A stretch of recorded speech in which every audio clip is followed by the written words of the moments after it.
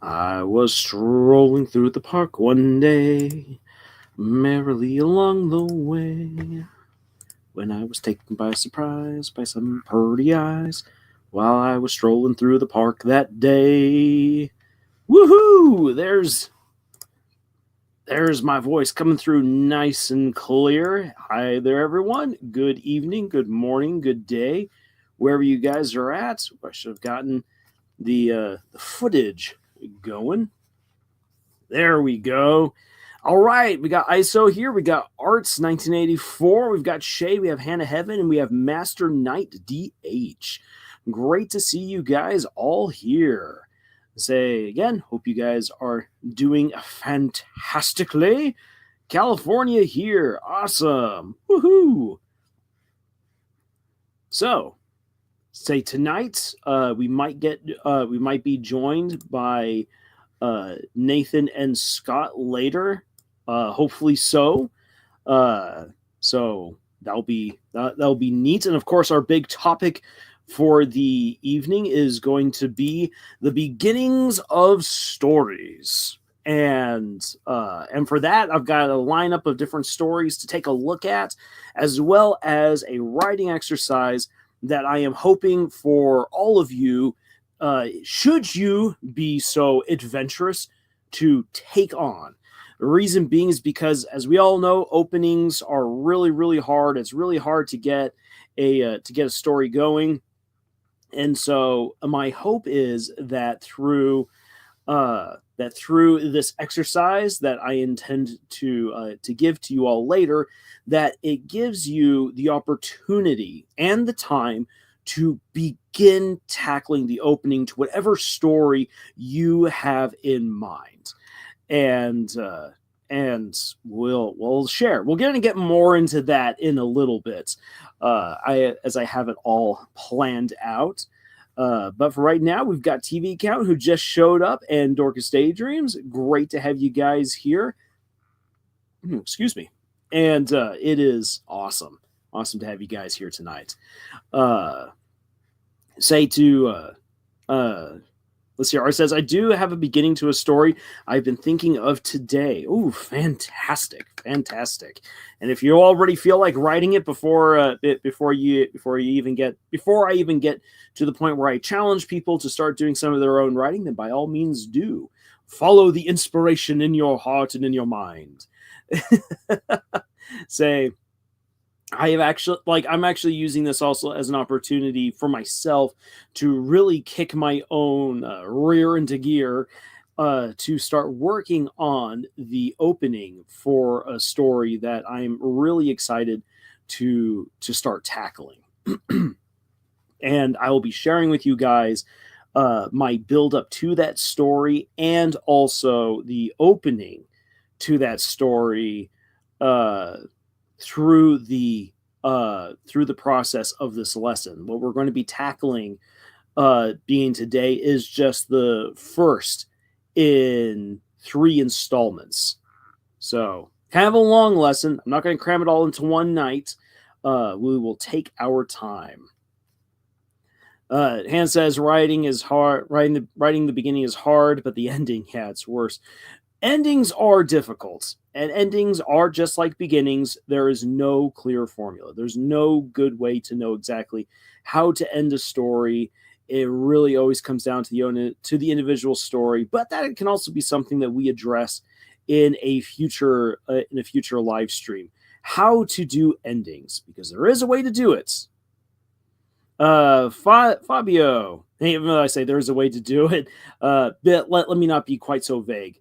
There are ways to know that you're actually doing a good ending, but there's no one guaranteed formula, no one right way to do an ending, because just like with beginnings, it depends on the story. Fabio is here. Great to see you. How a Bible based on the existence of all my stuff would start, I guess, in the beginning. The character Fabio. Oh, so you're talking about your your stories Bible, which any good show should have. or really any good long series should have something that you can fall back to and say, this right here is my world building totally codified. This is the canon. Art's Dear Diary, pun intended. Day 3 of Chris staying with us. The kid's been miserable, eating very little, and talking little to not at all. I hate seeing them like this. Their parents are coming. Anthony is here. Woohoo! Anthony Dixon. Great to have you here. All right.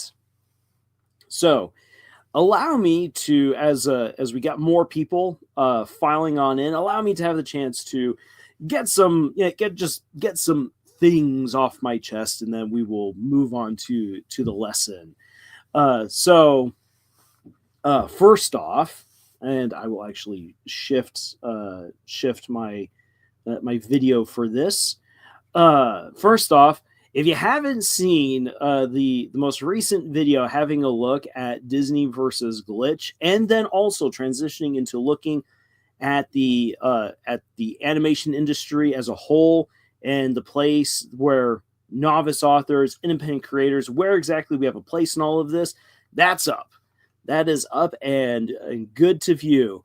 And I just have to say this is a little bit of a meta thing in terms of if you yourself ever think of becoming a content creator, or if you are one, this video is a great example of...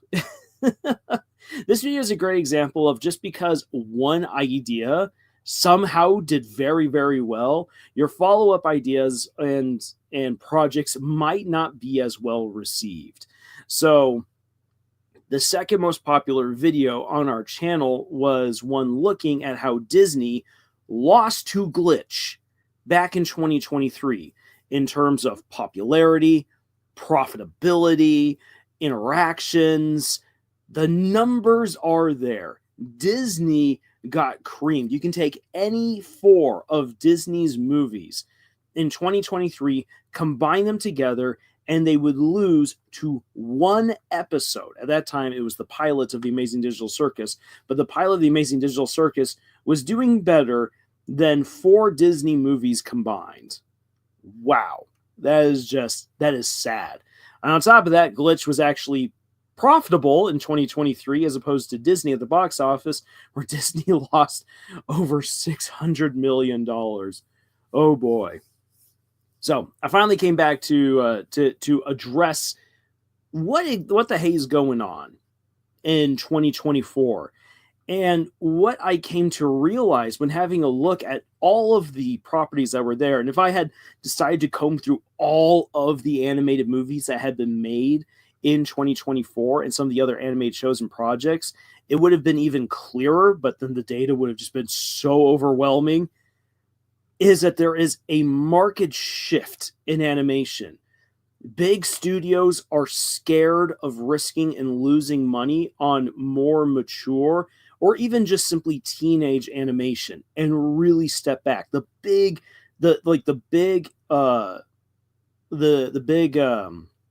exception to that was Arcane. Arcane was the one that really stepped on Arcane was the one that really kind of stepped on out and said, no, we are going to be like this. We're going to make a mature story, action-packed, animated. It's going to be awesome. It was super well received, and the studios working on it lost money because the production was so overbloated. That does not mean that Arcane was bad. Not at all. And this is one of the things that I also brought up in this recent video. It's like money and views alone do not actually tell the story. And that's something that's bugged me now for over a year, thinking about how so many people just, I myself did that, looking at the views, looking at the money, and that tells the whole story.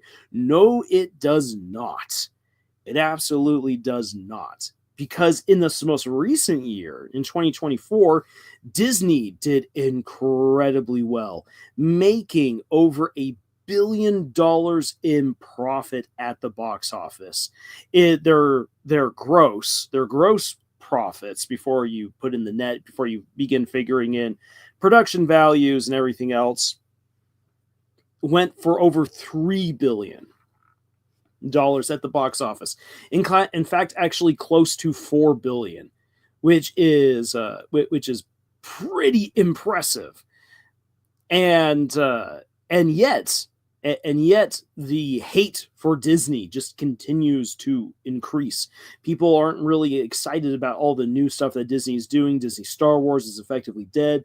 People don't have much hope for Disney's Marvel Cinematic Universe. Deadpool and Wolverine was something else entirely. So it makes things really weird and funky. The numbers alone just do not tell the whole story. And when you start getting even more into the weeds, you begin to realize that with studios withdrawing and focusing way more on little kiddie material that they can just crank out slop for people to consume rather than focusing on good storytelling, this also has an effect on the audiences. For about a decade, we have been inundated with poor stories. There have been great stories, but there's been so much lost in terms of brain drain at Hollywood. More and more stories are being censored, dumbed down because people just can't handle it. The publishing industry in America is set to flatline. So many different problems, and people blame the creators for it entirely. But there's also something going on amongst the populace. Literacy is going down. It sadly is. It absolutely is. There's no way of getting around that. You look online and just the vitriol, the hatred that fans have against creators, that fans have against each other on different sides of the aisle, normally split politically, is just dumb. There is so much damage that needs to be undone. And independent creators are, interestingly enough, are the ones who are best poised to make those changes, to make those corrections, and do the healing. And I find that to be absolutely fascinating and amazing. And that's something that I hope to get into a little bit more when I do a follow-up video for this, which has been requested now for months, and I'm finally getting around to it, talking about the public, like talking about indie works versus Hollywood versus anime. Which that was the request that was given. Can you do a video comparing anime to indie to mainstream Hollywood and compare them? And I'm like, okay. And I'm like, but that's kind of large. And I realized I think the way to do that is to start looking at how they are approached creatively and what kinds of opportunities they open for each other. And the thing is that even though Hollywood feels like it's just crumbling and burning, there's nothing good left to be salvaged. The thing is that there's actually still a lot that Hollywood has. There's tons of potential, tons of connection, power, and money that can be tapped into that for a good story can come to life in a really great way that indie just cannot do. But indie animation is free. It's cut loose. It can do incredible things. It can connect with the audiences so much better. And yet at the same time, because of the limitations that come with indie animation, it's crushing. It's brutal. Japanese animation, on the other hand, the anime industry is doing very well, but it is like farming. It every year flirts with disaster again and again and again. And it's not the animation that keeps it afloat. It is the merchandising arm, something that people in Hollywood should pay more attention to. How do you complement great storytelling with great merchandising? And as one of our good friends on our Discord server can definitely talk more about, is that the advertising arm in Hollywood seems to have like kind of taken over storytelling rather than trying to have synergy between the two. Yeah, it's so annoying. Shade, I have a question. Why India is called indie? Can you tell me? Well, obviously because of Indiana Jones. That's why, because everyone always just refers to him as indie. So there you have it. That's the answer, Shade. Let's see here. I saw that Arts had posted up the beginning of the story.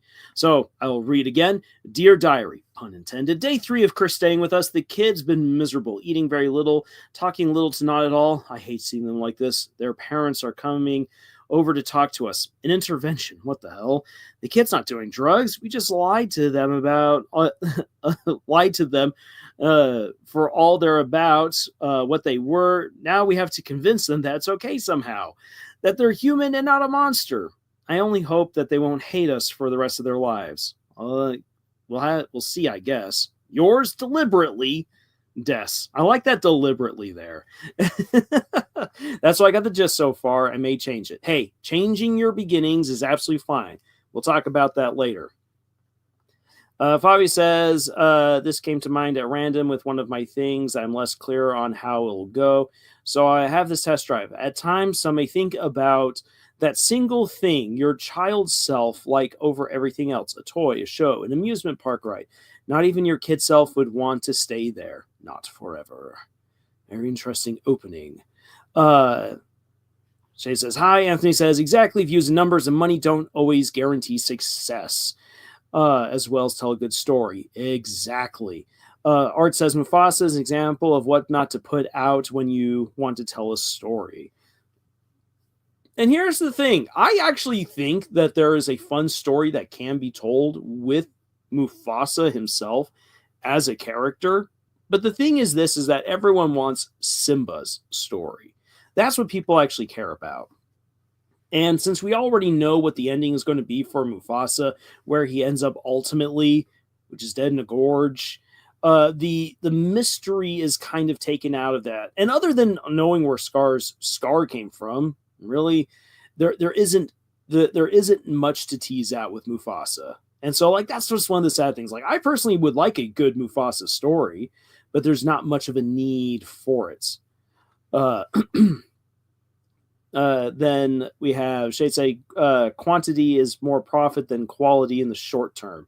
And that's the thing, is that people think more in the short term rather than thinking long term. And that's kind of what got us here.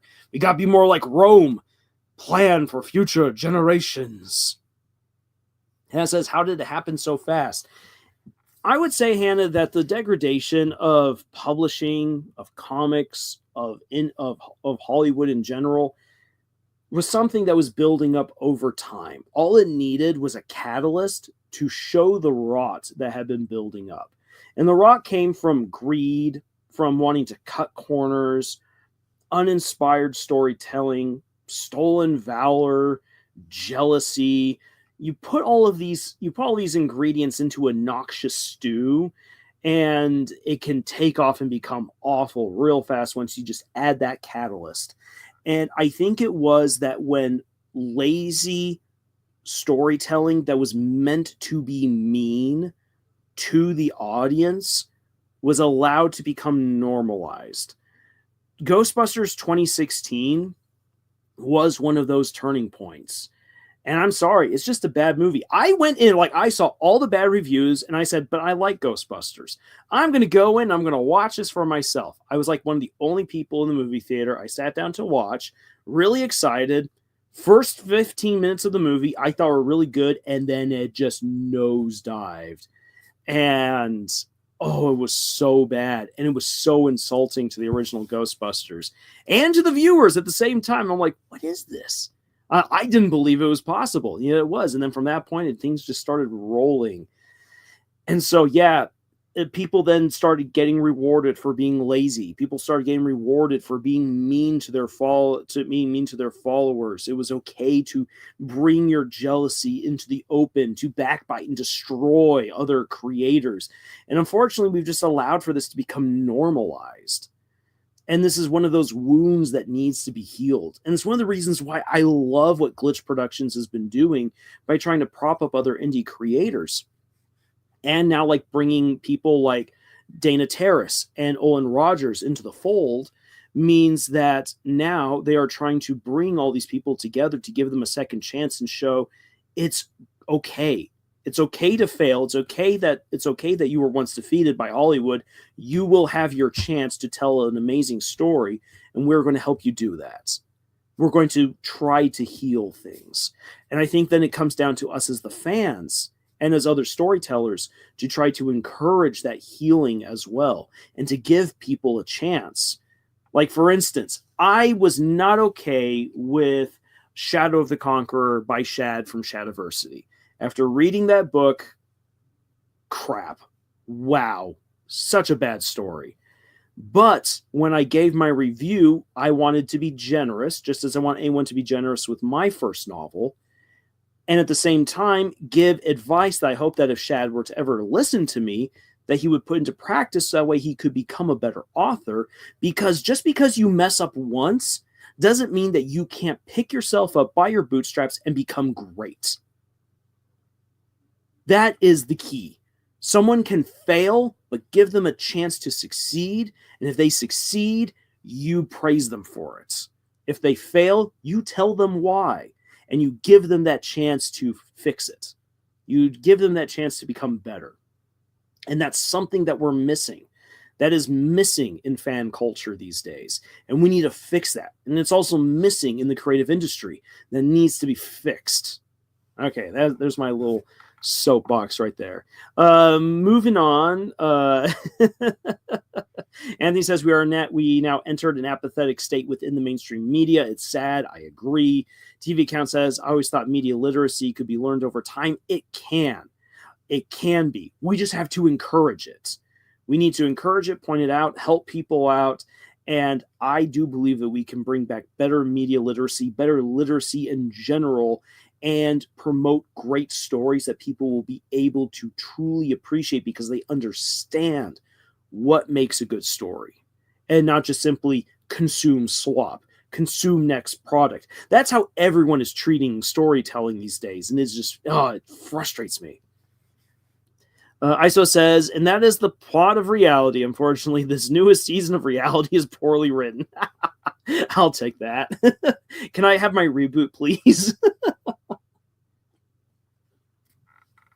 Master Knight DH writes, Knights, there are mighty combatants directly honored by the king, given the power to take what they want and draw girls into supporting them and marrying them.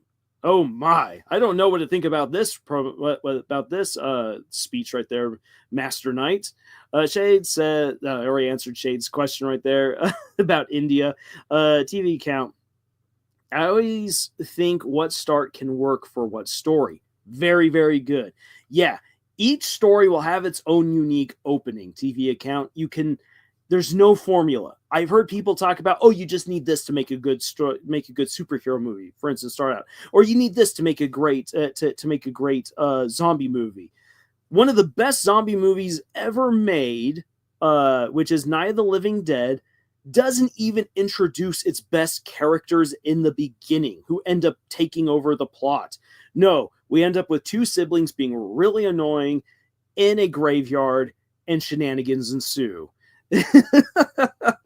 That opening goes against all basic logic, and it works, and it's so dang creepy. Trite says, yep, I definitely need help with this. Oh, excellent. Hannah says, how do people lose media literacy so fast? The answer is just, it's not encouraged. And I mean, as someone who taught, and things have changed since I quit being a teacher. I will admit that. You have a combination of people not wanting to learn, societies now that don't encourage learning, especially in the United States. The United States, ever since before it became a country, has hated education. It's weird. It's wonky. And I know people are like, that's not true. I'm like, oh, that's because you haven't been paying any attention. And people are so caught up in what's on their screens, consuming loads of headlines and thinking that the headlines give them the information that they need when they don't. Oh, it's so annoying. So, Hannah, it's just so many different elements all coming together, and it's just snowballing. Shade says that he's the reason why people have lost media literacy. It's all part of his plot to take over the world. Fun fact, Roman politics is like gang politics. Hey, for Shade, I actually just watched a video on that. TV account, what's gang politics? Basically, who is the most popular person within the gang? Who has the most support? And how do you get that dinero from all the people within your area? And how you bleed them for all their resources, but make them feel like they're part of the family, you know? Or if not, hey, they're under your protection. Bobby says, every time I personally seen content where weirdos specifically target as being too woke, the bad tends to have been everywhere else. Yeah. Shay says, after you an offer, here's an offer. Make him an offer you can't refuse. Arts, be honest in a good way. Yes, always be honest in a good way. And if she asks me, does this look fat? You tell her, honey, you just look absolutely beautiful. And do your best to dodge the question.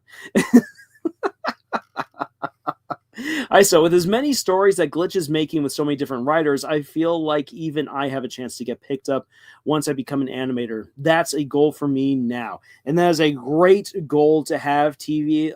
ISO, but also for you, TV, again, because I know you've got your goals for writing. But ISO, that's a great goal to have. And just keep applying yourself to bettering your craft, building up a good portfolio, making some good stories, making those connections, and already getting used to telling people about your stories, because that's important. TV Count says, I think it's just a really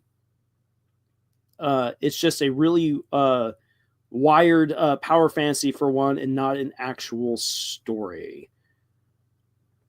I don't know for which one you're talking about right there, TV Count. Master Knight says, I am understanding that it's important to be diligent in writing, otherwise issues like moral dissonance comes up. Mink says, exactly, give them a chance to improve and evolve. We're all humans here and we make mistakes, and we should be allowed to improve on our mistakes and strive to be better in the future. Probably a reboot reality? Yeah, worldwide revolution. Oh no, revolution's just turning the page to the next chapter. I want a reboot, man. I want an entire different makeover and look like a completely different character. Master Knight says, the speech is supposed to be reflecting upon the notion that knights in reality were too often just bandits in armor. Yeah, especially in the early days. It's supposed to be an unhealthy way of thinking. Man, that sums up the court and life of William the Conqueror, I'll tell you that. Then he says, by the way, hello, everyone. Hello, Mr. Lars. Happy to be tuned in tonight's stream as always. Well, it's great to have you here. Shay says, come on, this is a fact. Everyone knows Americans are dumb. The answer is yes. The answer is yes. Which, and here I'm going to throw you the real curveball, Shade. You know what's funny about that? Here's the real irony. Americans are dumb, yes, and yet American higher education is desired across the entire globe. You have a better chance of being hired abroad in any other country if you've been educated at an American university than if you've been educated in some of Europe's best universities. An American university student has a better chance of being hired than a European university student. Fun, weird fact. That's one of the reasons why so many people from Eastern Asia try to make it to American universities, because it almost guarantees them a better chance at being hired for good paying jobs back in their home countries. So just a little interesting thing right there. But stepping away from the real world, I think it's based on the phrase "shut your brain off and just enjoy it," at least for stories. Yeah, and letting people just let video games and television babysit their kids rather than letting their kids play, go outside, get scraped up. I will say this, as a kid, I hated getting bumps and scrapes, so I didn't play quite as rowdy as other kids. But dang it, I went outside. I earned my sunburns and got dirt under my fingernails, and it was fun. Arts, it was a mistake giving anyone under 18 a cell phone. I know, hot take, but kids don't need phones that young, in my opinion. Oh, I agree. Oh, I so agree. And if they need a cell phone, give them a flip phone with limited time and text. Gerard says, quick and definitely a weird question. What would be an ideal for a nation to be ruled? What would be an ideal for a nation to be ruled? Are we talking about like an ideal to strive for? Because I think an ideal to definitely strive for would be justice for all. Or another great ideal to strive for would be great dental hygiene for everyone. But if we're talking about the ideal form to rule a country, I would say it all depends upon the culture. And this takes us into the world of politics. Woohoo! As I've been reading the Stormlight Archive, you have the Alethi who are ruled by kings, and then you have the people of Azamir who have an emperor, but their emperor is basically a figurehead. They are ruled by a highly complicated form of bureaucracy, which everyone makes fun of, yet the bureaucrats get things done. It just takes forever for it to get done, but it gets done well. With the Alethi kings, they're very powerful, but everything's also very volatile. And then let's see here. You then have the Horneater Peaks, where you have a system of clans. You then have in another area of Roshar, you have it where people just live in villages, and you have your little village elders, and everyone just gets along via fishing. Don't steal another person's fish, and everything's going to be just fine. We live in a non-autonomous commune as fishermen in the lake. Is there any one perfect form of government? The answer is no. The fun thing is, through fiction, is that we can explore various forms of government how they might survive. And actually, one of the things that I've been struggling with one of my stories has been how do you justify a more advanced society that still lives in a city-state form? Because city-states, it's like, okay then, so the city and the immediate surrounding area is effectively our country. Huzzah! But you can't really survive for very long with that particular kind of an environment. How do you make it work? And the thing is that it's just simply very chaotic. Look to Italy, not just northern Italy, but you can look to Italy before its unification at all of its different city-states. Oh boy. Wow, that kind of history. So I need to do more research into that to try to figure out how to best adapt a city-state model for a more advanced society. And I'm actually going to be introducing you guys to that story that I'm writing. Will be taking place in these city-states, thanks to the writing lesson that we will be beginning tonight. Mimic says, SpongeBob, hey Patrick, what am I? Patrick, stupid. SpongeBob, no, I'm an American. Patrick, what's the difference? Fabio, I feel like there's some good bit of meaning in how the Portuguese word educacio.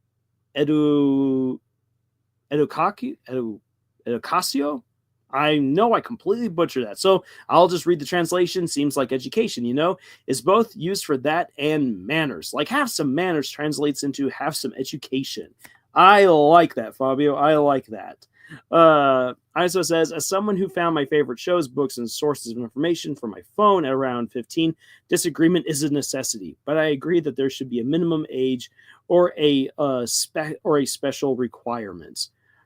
And here's the thing, and to build on what you said right there, ISO, what I do believe is that kids need to be taught how to best access good information and how not to be taken away with like all of the stuff that's been rigged by companies like Meta and Facebook, which owns Facebook, and things that Google has done, which are also a little bit underhanded to try to rope impressionable minds into forms of entertainment that seem like they're going to be rewarding, but really they aren't. Again, media literacy, and kids do need to be taught media literacy. And I think that parents, under the parents at their own discretion, should teach their kids how to use electronics, how to use the computer, how to use a phone. I don't think that that's bad. But as a teacher, when I was teaching kids, when I was trying to teach kids and they're just all on their phones, trying to play whatever little games they have, or just simply texting their friends all the time and never paying any attention. Oh boy, just it showed. It showed. I'll just leave it at that. Tia says, like an age ID or regulation. Yeah, and here's the thing, that and my way of thinking there ultimately comes from a teacher's perspective, like what I would want to have happen in a school setting.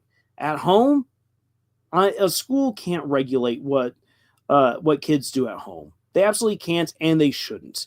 And I also don't believe that any government should overly regulate what happens in anyone's home as well. You need to allow people to have the freedom to do at home what they feel is right, and what is not going to endanger anyone else. And letting people use electronics is not inherently dangerous or bad. In fact, it can be a very good and healthy thing. It just, moderation is probably the best way of just summing it all up. Moderation. And for young kids, moderation is very important. That's an essential to learn. Art says, the internet is a wonderful thing, but it also is a wide-ranging array of, well, everything. Parents really do need to be responsible when it comes to what their kids watch. Yes. Don't just simply let don't let Disney Plus or Netflix or a television show babysit your kids. Take care of your kids. Watch this stuff with them. As Amazing Gamer says, often it's not the what's, but the how's. Arts. Like, I'm sure Toriel was questioning why Chris was looking up stuff on the occult. I don't think that Toriel knows anything about what Chris is looking up when it comes to the occult, Arts. Hey, Nate's here. Hey, can you hear me okay? I can hear you just fine. Beautiful. And waiting to see how you are coming across on the other end. Beautiful. So I'm a little bit late. Gotta run errands and get dinner, and drive-through was not as fast as you would expect a drive-through to be. Mm-hmm. Yeah. Definitely depends though on the drive-through. Yay, people saying that they're hearing you loud and clear. Fantastic. Oh, good. Oh, good. Can you hear me if I walk away from my phone like this? How far away are you from your phone right now? Very far away. I have my headphones on. I just want to make sure my headphones are working. Ooh, I'm hearing that pretty well. Okay, good. There's just a slight echo within your house, but when you walk away from your phone, but otherwise, like it sounds good. Okay, I love that. Okay, I'm here. What did I miss? You just missed me. You just missed me, kind of being a teacher and lamenting about access to phones. But also, that was the most immediate thing. That actually came about for me talking about how I think that a lot of problems that I've begun to see in terms of like how stories are received by other people and how people have been critiquing them and everything is just a bad combination of multiple elements, from media literacy and general literacy just unfortunately in decline in some places, how people try to make things way too political, and just and how we no longer give grace to people. Like if someone messes up, give them the chance to get better. Like, I did not like Shadow of the Conqueror by Shad Brooks, or Shadiversity. It was a bad book, but I still would like to see him try to become a better author. Yeah. Succeed. I do want you to grow, and I'm going to treat your book with as much grace as I want my books to be treated with. But that doesn't mean that I'm going to shy away and say this doesn't work. So right. Well, and I think that brings up an excellent point too. Of like, just because you don't like an author's book doesn't mean that they can't improve on it.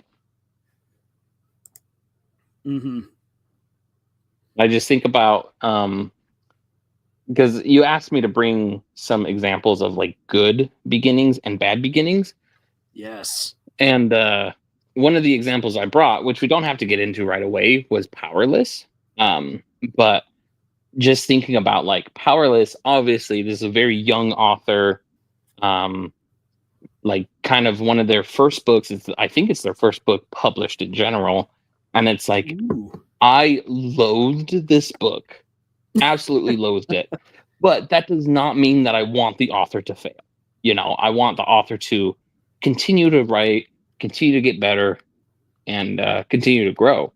Just like I want anybody, like even if I'm reading a fanfic online, right, that's horribly written, and I'm just like, oh, bestie, this is not it.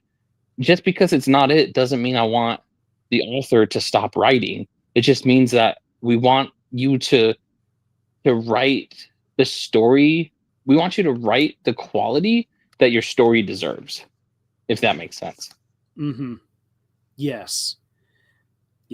And I like that. It said like the quality that your story deserves. As I've said multiple times, and people will get tired of me saying this, you need your stories, and your stories need you.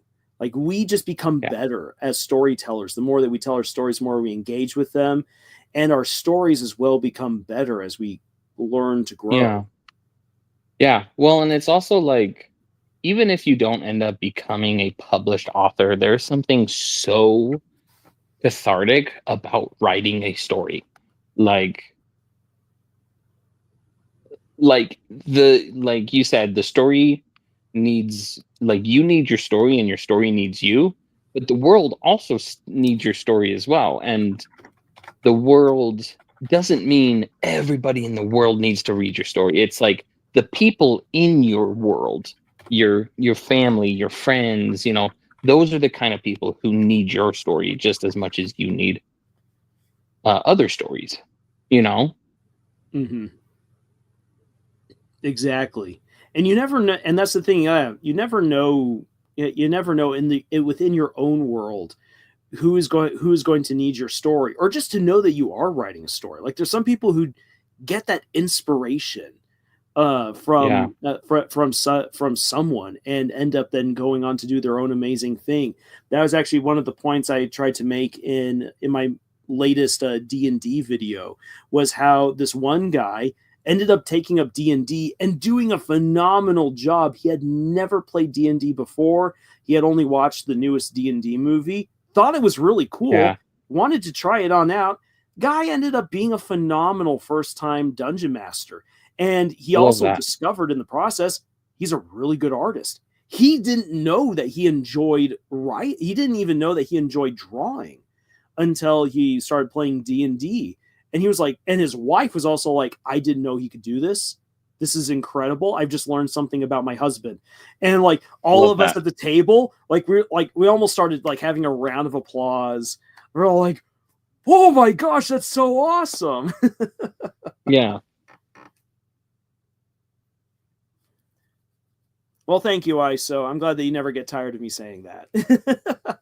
Me neither. I think it's one of those truths that we as authors, we kind of get lost in the forest we get lost. What's the saying? We get lost in the trees, or we can't see the forest through the trees. Yes, thank you. Sorry. I'm trying to play Final Fantasy VII and listen to this and try and formulate my own brain thoughts. And I only have two brain cells that are competing for all of that attention. Oh my gosh, you are my hero for doing that. I have such a hard time talking while playing video games. Yeah. I'm probably like, I know that there's stuff happening on the screen right now, and there's story happening around me, but I am not necessarily paying the most attention at the moment. But that's all to say, we as novice authors and writers are oftentimes get so hooked up in like making this a good story, making it publishable. Like, oh, I got to get this book published. I gotta, like, it's got to be so good that I can give it to an editor, and the editor is going to love it, and I'm going to become famous. And, and that's honestly, that's not going to happen for 99% of you out there. Right. but that doesn't mean that you should stop writing, you know? Mm-hmm. It's like writing is just like any art form, like the art is just as important as, if not so, more important than the success you get from it. Like, I mean, there's, the joke that, the struggling artist, right? Because it's like, it's hard to make a living doing art, but art is something that everybody needs to do in some form or another. Yeah. And everybody needs that in their life. I love what the Amazing Gamer just wrote right here. Take it from a let's player. Talking and gaming takes a very particular set of skills. And I imagine that the Amazing Gamer wrote that while pulling a perfect Liam Neeson impression. Yes.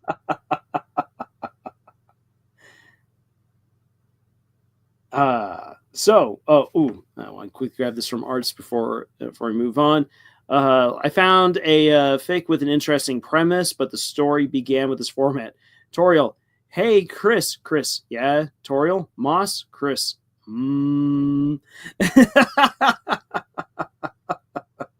Yeah, say the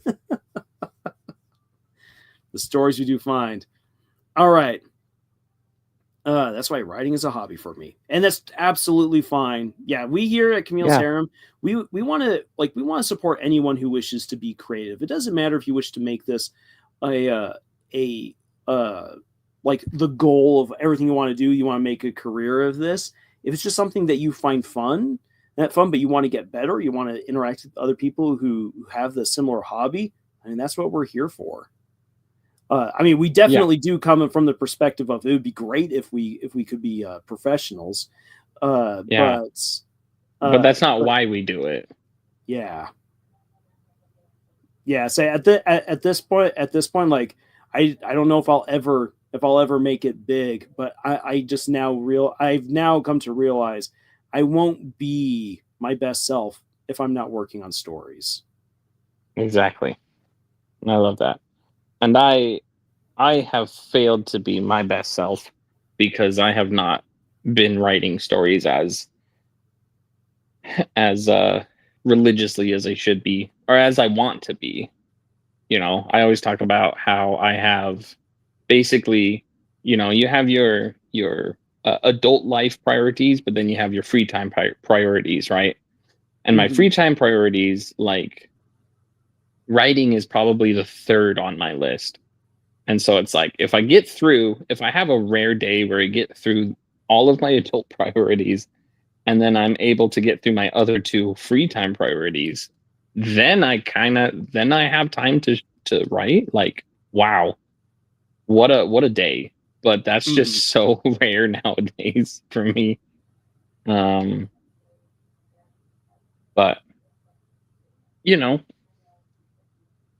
when I do get a chance to write, it's so rewarding and fulfilling, and it just reminds me why I started writing in the first place. That's awesome. Yeah. And Lars says right here, do you want to get published one day? But for now, I'm happy writing small stories. And that's good. And essentially, life itself is a beautiful work of art, too. Amen. Well, 100% says Amazing Gamer, while Daredevil running the Grandmaster Galaxy in Super Mario Galaxy 2. Oh, fantastic. So, Nate, do you want to? Shall we dive on into the lesson for today? Absolutely, might as well. All right. TV account. Has anyone ever watched Brian Griffin is a Bad Writer? But Kitty Monk, it was a really funny and insightful video. I've never heard of that. But thank you for suggesting it, TV account. All right. So let me get away from me being trapped where I am in Ori and the Will of the Wisp, and go to the slideshow. The journey of 1,000 miles begins with a single step. And our first step on the journey of creating a great story is with this tonight. dealing with writing openings and the openings and beginnings to our stories. So here's the objective, and I'm going to be working on this with you guys. So this lesson is going to be split into 3 main parts. The first will be about what an opening / beginning needs to accomplish. The second installment of this lesson will tackle world building and character preparation that you need to have figured out in order to do your opening. And then finally, the third installment will be a process of trial and error. This will require writers to submit part of their openings of their stories for us to look at, examine, and provide feedback in this group setting. I will be doing this with one of my own stories, and if anyone else wishes to be a part of this, I highly, highly encourage you to do this as well. And I'll even let you guys know what part of the inspiration was for this. Recently, I had an encounter where someone was like, hey, I really want to be able to write. I'm like, excellent. Yes, I'm here for you. Let's buckle down and start writing. So we were having a conversation, and I came to realize that this person was caught up in dreams of what their story could be and hadn't written anything as far as their story goes. I've been there. Yes, notes and visions galore. We've all been there. And so I'm like, okay, then. What I want you to do is I want you right now to start writing. Like we discussed some stuff, and I said, what we just talked about, I want you to write it. And they're like, really? I'm like, yes, I need you to write this. Because the problem is you haven't been writing, so you need to write. So I'm like, okay, and I'm like, and this will get the creative juices flowing through you. So they wrote what I asked them to write, and then I followed up with them, and I said, have you written anything else? The answer was no. And they said, good day, I'm moving on now. And I'm like, but your story, you were sharing it, and you have all these ideas, and I want you to do something with it. It's amazing. And I'm like, yeah, whatever. And for whatever reason, starting your story is just so dang hard. And I think that part of it might just be just how intimidating it is to begin the story. Hannah asks, 100%, I agree.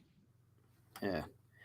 Hannah says, is it all right to use my project that I'm still working on as an example of my beginning? Hannah, yes, it is. I will accept that. Just so long as you are working on this, because we will be doing it, because there is some writing involved in this.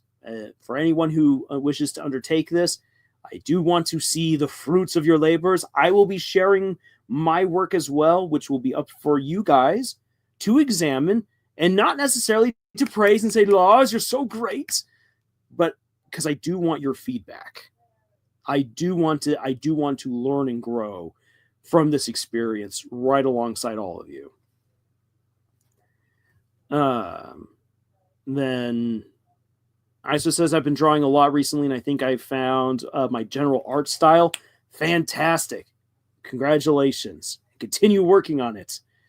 The early brainstorming process.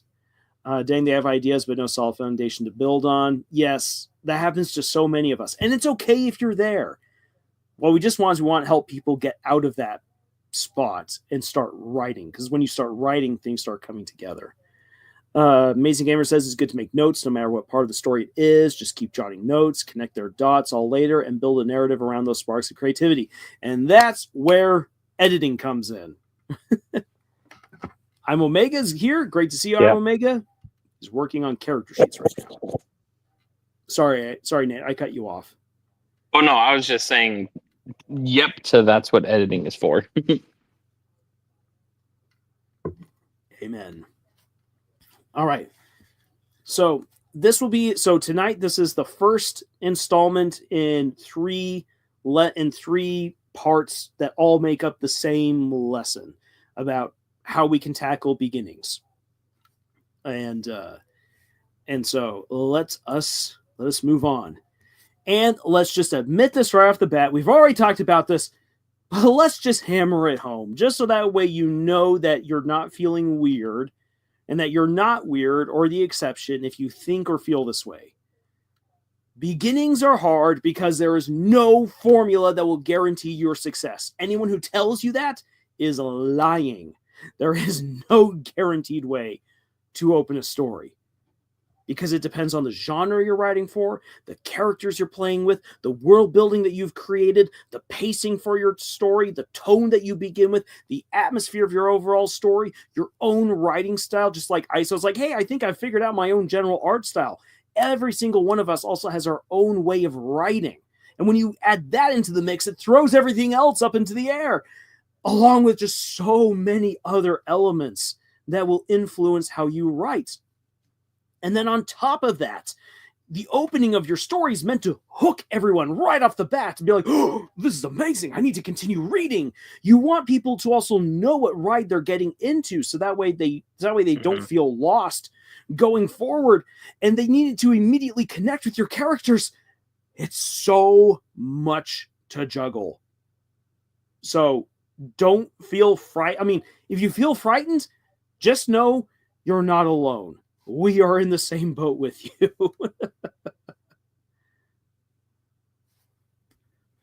Ooh, Arts, thank you for putting that right there. Not sure how to start a story. My recommendation: read, immerse yourself, get yourself hooked on a variety of different stories. That is excellent advice. And specifically stories that are well written.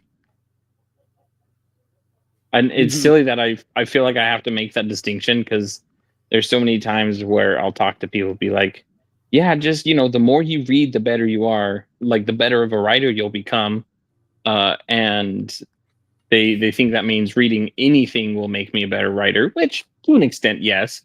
But especially I find if you're reading specifically the literary fiction genre, reading that genre will make you a better writer, no questions asked. Because it's the literary fiction is the people who are on the forefront of good quality prose, borderline purple prose, but still good quality prose, and reading that will really give you a better sense of poetry in writing. As much as I don't mean to throw Brando Sandoz under the bus here, but I will say that as much as I love his books, I do think that his writing style is very almost bland, non-intrusive, which is a good thing for the people he's trying to market towards. But and I think that you can learn a lot from reading his books, but if you really want to become a better author, you need to read books outside of A, what you usually read, and B, books that are of a higher caliber of prose than something like Brandon Sanderson. You know what? I should add to the mix right here. Hold on a sec. I gotta get up from my seat, reaching over to my catalog of books. I think I'll have to add, actually, now that you say that, to the list. I'm gonna pull up The Black Prism from Brent Weeks. Because I will say, when we actually get into sharing different openings for books, I will admit I had a hard time with certain elements of his first book, The Black Prism. At the same time, however, I am glad that I read his work, because it is so different from Brandon Sanderson's, who's someone that I read quite often. And it was great getting to see fantasy and a huge magic system done in a very different way, and done in such a creative way with descriptions I would never have thought of. Yeah. And I'm like, oh, I like this. Even though I'm like, Kip, you freaking annoy me. Just get back to Gavin. Oh, Gavin, You're such a good boy. Even though I know you're the villain, I love you, man.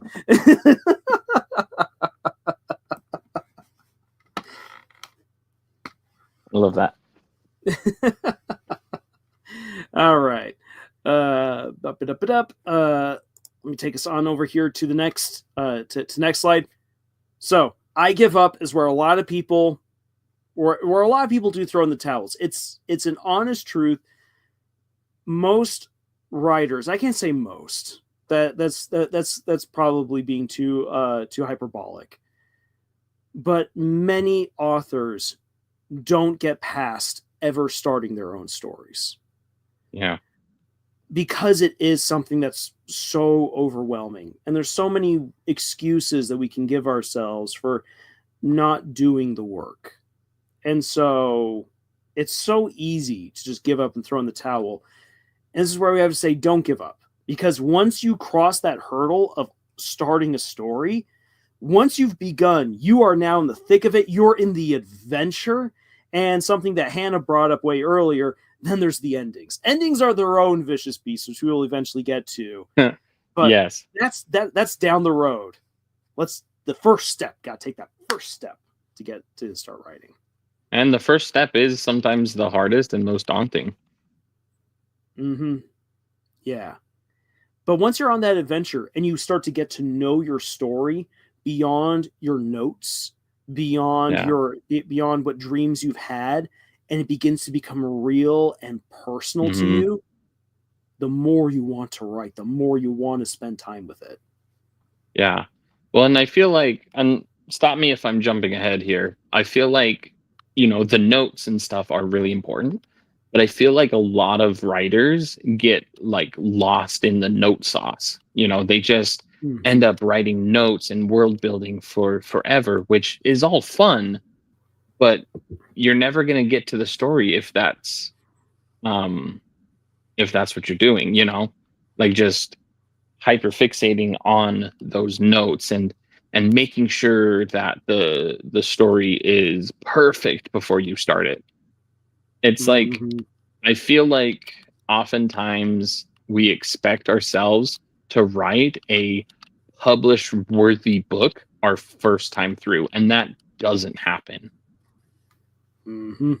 Yeah, it doesn't happen, and it hasn't happened, and it's never happened for any of the greats either. None of them. Like, I was just listening actually last weekend to a podcast about the life of Ulysses S. Grant after his time in the American Civil War, and it ended with him. It ended where he dies. He dies days after finishing his memoirs, and the thing is, and so like here's the crazy thing. If anyone thinks I'm fast, this guy wrote an average of 10,000 words a day without a computer, which is insane. And I was under the impression when I first heard this story that he just wrote the whole thing, turned it in, and it got published. What I learned through this podcast is that he was editing the entire time, and he had a team of people with him. So he had his wife, he had one of his sons, and he had an editor who were all there with him as he's dying from throat cancer. Oh my gosh. And just in utter agony. And so he's like, I'm going to die. So I need to write this as fast as I can. So he'd write stuff and then hand it off to people to already begin reviewing, to get rid of all of the mistakes or to point out something that he might have missed or gotten wrong. And that way then he could then immediately fix it. So yeah, even Ulysses S. Grant, who at the time of when he published his book was the best-selling book in American history and is still to this day considered one of the best bits of American literature in the world. Not even that book, which was written as a guy was dying. He was done. He wrote it, handed off to his publisher, and then keeled over. Not even that book was a one and done thing. It went through edits the entire way through. So a little bit of a side tangent right there, but I recently was I love listening to that. that, and I was just like, oh my gosh, this is amazing. But yeah, so don't give up, and absolutely do not feel the pressure to make the best story that will be an instant bestseller, especially if you're just doing this for a hobby. And if you want to be a career author, then know that every career author has gone through the same ups and downs and bumps and scrapes that you are, and that's absolutely okay. So Yeah. don't feel discouraged. Don't do it. Don't do it, man. Let's see here. There's a couple of things that some people wrote right here I want to quickly get to. Amazing Gamer says ideas, notes, script editing. Yes. I'm Omega. You finished your the script for episode 1. Congratulations. Keep going. And as Art says, at the same time, you shouldn't push yourself if the story isn't going anywhere. Sometimes you need to take a break and get that inspiration again. Amen. Don't work till you burn out. Work smart. If you need a break, take a break, but don't let yourself get lazy either. there's a balance there. But yes, do not push yourself till you break. Shade says links to the internet. I found philosophy, history, writing things I love very much. Kid needs the internet. People do need access to the internet for all this amazing stuff. Art says, to be honest, I've gotten an itch to do some character breakdowns of Deltarune characters for a while. Ooh, fantastic. TV account says, in my case, I start with a line of dialogue, either a phrase or a question, and comment, and let people figure things out from there. I guess it's from someone that draws comics, so I'm more visual. And TV account, that is excellent to acknowledge that visual storytelling has a different way of doing things. And sometimes some of the advice that we give for writing books doesn't necessarily translate 100% over to doing comics or TV shows or movies. Yeah. But you can still learn from it.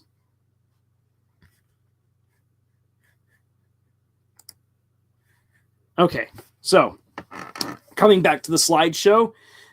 First of all, if any of you right now watching this have not yet seen Meet the Robinsons, I highly recommend it. It is such a fun movie. And it's a movie with a great lesson to be learned. But the bowler hat guy, I just love checklists. So even though Goob. I love Goob. That's a fun name. It is I, Mike Ugubian, which Goob out of Ugubian. Okay, now that we're slightly on the subject, and I got us there. Is that the one with the T-Rex? Yes, Arts, it is the one with the T-Rex. I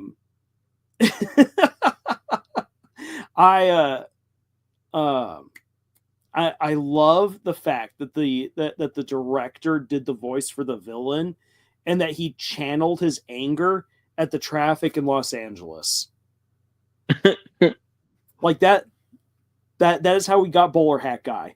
Bowler Hat Guy is a man born of LA traffic. Which I don't know. Have you driven through Los Angeles before, Nate?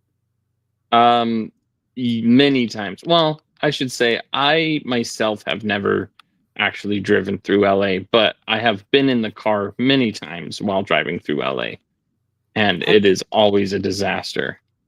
Okay, so I'm going to share with you a real quick story right here, because the first time that I ever drove through LA, it was a miracle. No traffic. Oh, my it was a fluke. It was a fluke. It was. There was a glitch in the matrix. My sister Debbie and I made it through all of LA in just over an hour. Wow. Wow. Yeah. And then when we came back the other way, we're all like, "Yay, LA!" Like we were like, "This is gonna be easy." We were keeping time of everything. We got to LA and we were stuck in LA for nearly 4 hours Oh my goodness. in the traffic, and I'm just all like, "I now understand why everyone hates this place."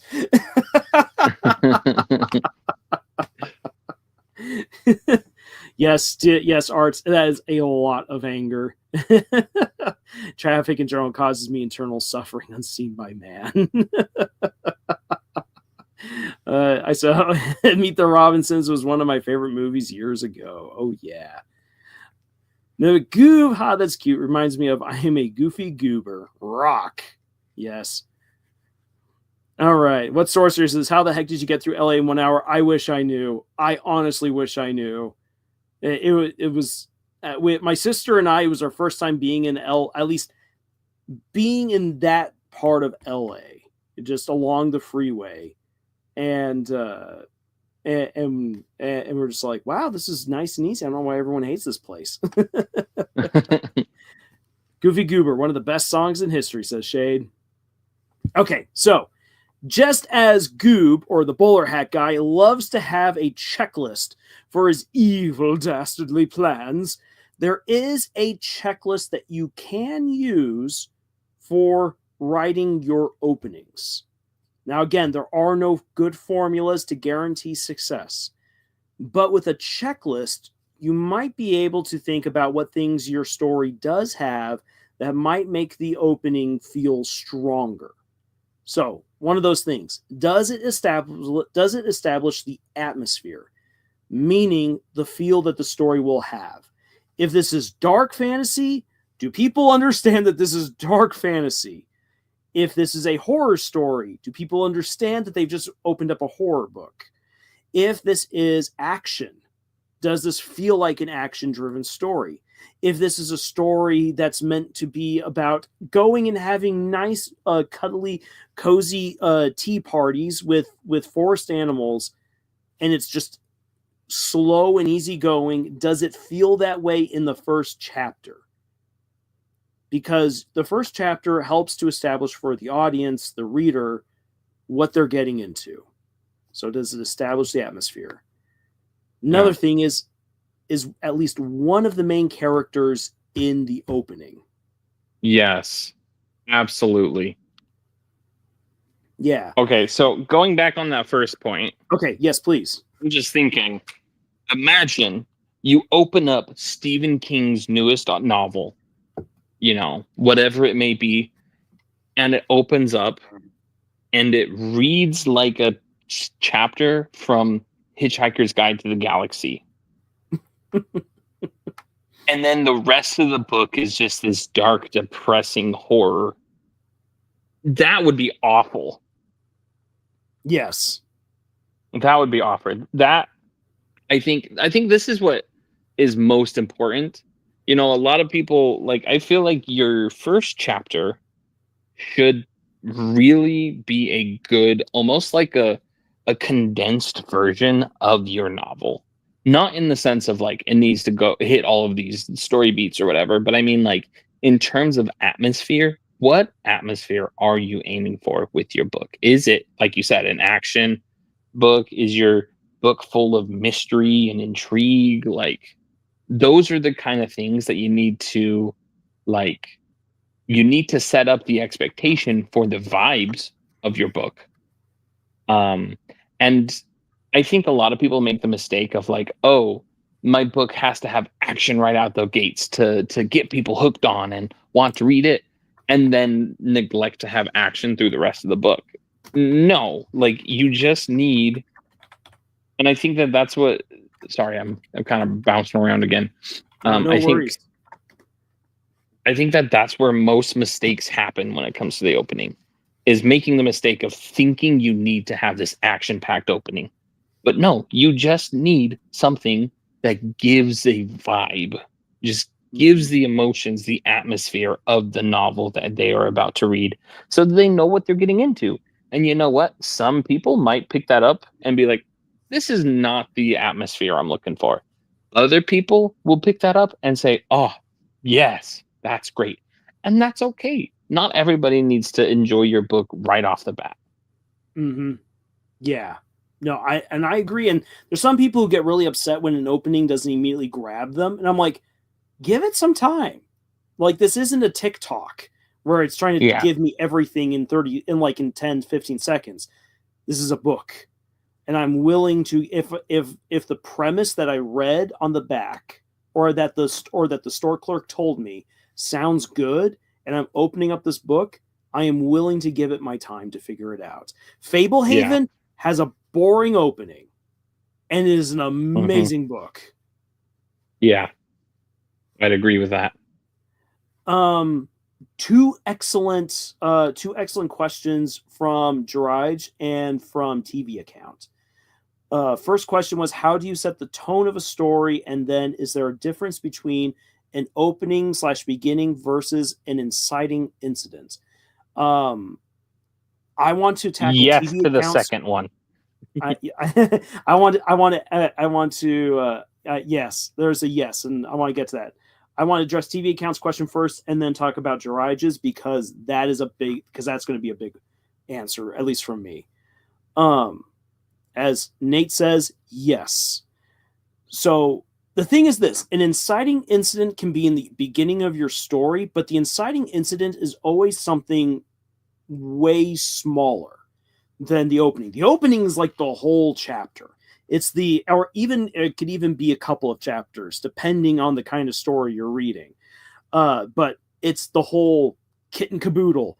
The inciting incidents can be one sentence to a paragraph to a couple of paragraphs, usually, because it's quick, it's bombastic. So, like, Yeah. let's say, as a quick example, then Nate, I want to hear from you. Yeah.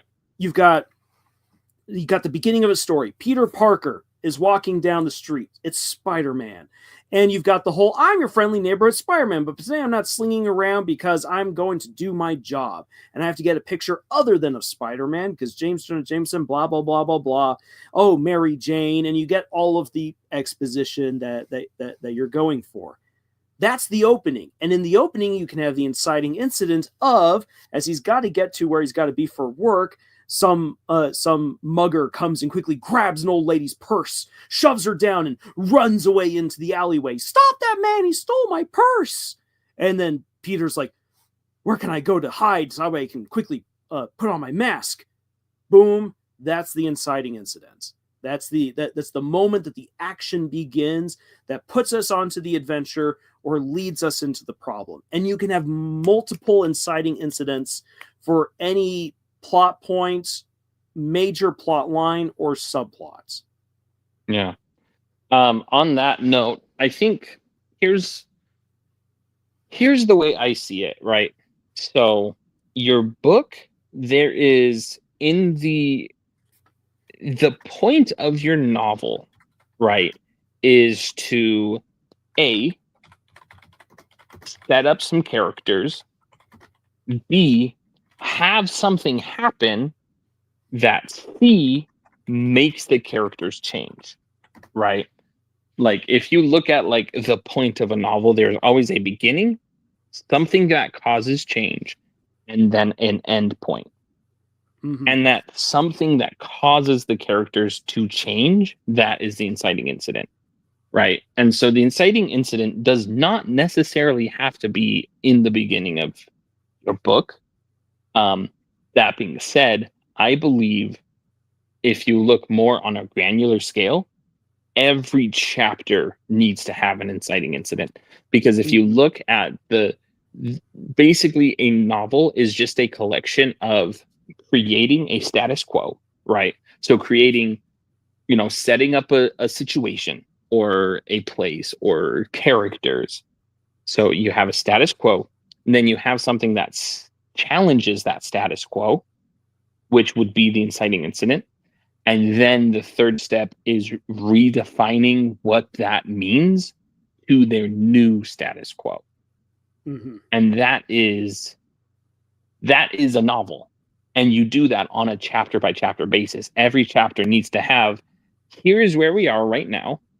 Oh, something happened, something changed, And this is now the new information that we are presented with because of this incident. And it could be something as simple as you learn something new about a character, could be shocking, could be a big revelation, could also just be, learning some backstory about this character.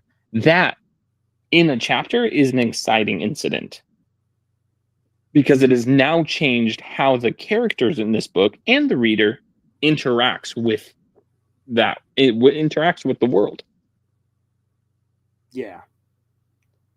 And so, yeah, there should be a lot of inciting incidences in your books. But if you're talking about the inciting incident, it is the moment that propels the character from their status quo, from their everyday life, from whatever it is they just do for fun, to actually accomplishing something by the end of the book. And it is that thing that pushes the character.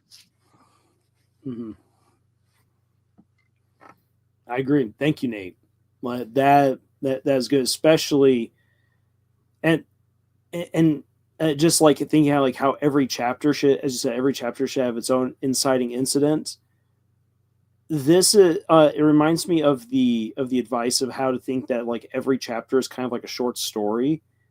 And I remember once being so hung up on that idea, thinking like how every chapter needs to have a very clear and planned out beginning, middle, and end.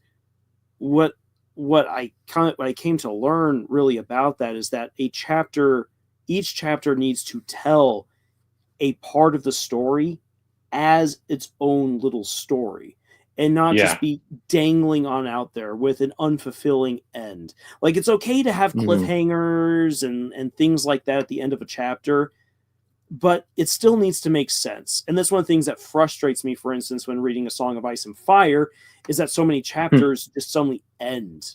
Like, what was the point? Yeah. What? And then he's never going to come back to this.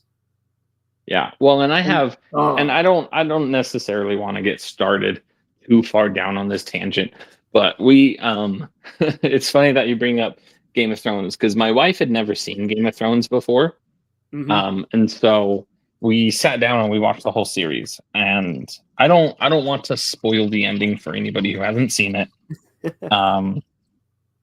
But I think where Game of Thrones went wrong and where the ending went wrong is because Game of Thrones is such a miserable show. It's such a miserable series, right? So many characters are just constantly in misery, and that's great for creating drama, for creating an inciting incident, for creating character motivations, having your brother die or seeing your best friend get murdered, that can really push a character to change and to do something, and the problem is that a character's misery has to be balanced out by the character's triumphs in order for it to feel satisfying. Yes. And Game of Thrones just never has enough triumphs. No. Oh no.